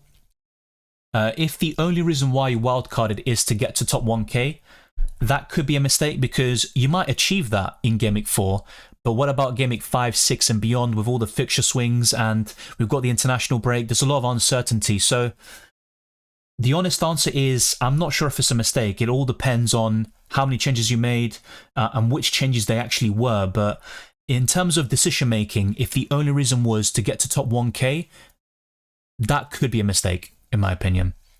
Yeah, FPL Challenge I showed earlier. I did show it earlier. I'm not a big fan of it this week because the budget is ridiculous, in my opinion, because, I mean, I've got Winks and Archer, you know. One of them is going to start, but he probably won't score or assist for the next 10, 15 game weeks in Harry Winks. As for Cameron Archer, he might start, but it's not a guarantee. You know, Southampton have benched him on both occasions in the Premier League so far this season, so I'm not a big fan of this. I've only got 0.4 million in the bank. I could downgrade Vardy, so I can upgrade at least Archer as well, and have 2 5.5 million forwards, but not a big fan of this whatsoever. Sahil says I'll probably go for Wood to Joao Pedro, Saka to Palmer, and maybe Gibbs White to Matoma Minter for Game Week 4. I like the look of it. I'm also considering Palmer myself. If I don't go for Salah, that will be my transfer. But then I'll want Saka back for Game Week 6. And if not, it might be Kai Havertz to replace Isak when the time comes. But we'll get to it, you know, in a few weeks' time. There's still a lot of football to be played. Let's focus on Game Week 3 first. Thank you very much for watching this video and listening to this podcast. If you enjoyed it or found it useful, then smash the like button and subscribe for new Let's try to get this stream to 200 likes. It'd be massively appreciated. And let's keep on pushing towards 30,000 subscribers and beyond. Follow me on Twitter and Instagram, DylanRCM, and check all the other links in the description below for my Patreon and the channel memberships. You can also click the join button on YouTube for many perks like early access to my videos, and also keep your eyes peeled for the FPL League Drafthound, which is a great resource I've been using for the past year, and many of you are signing up.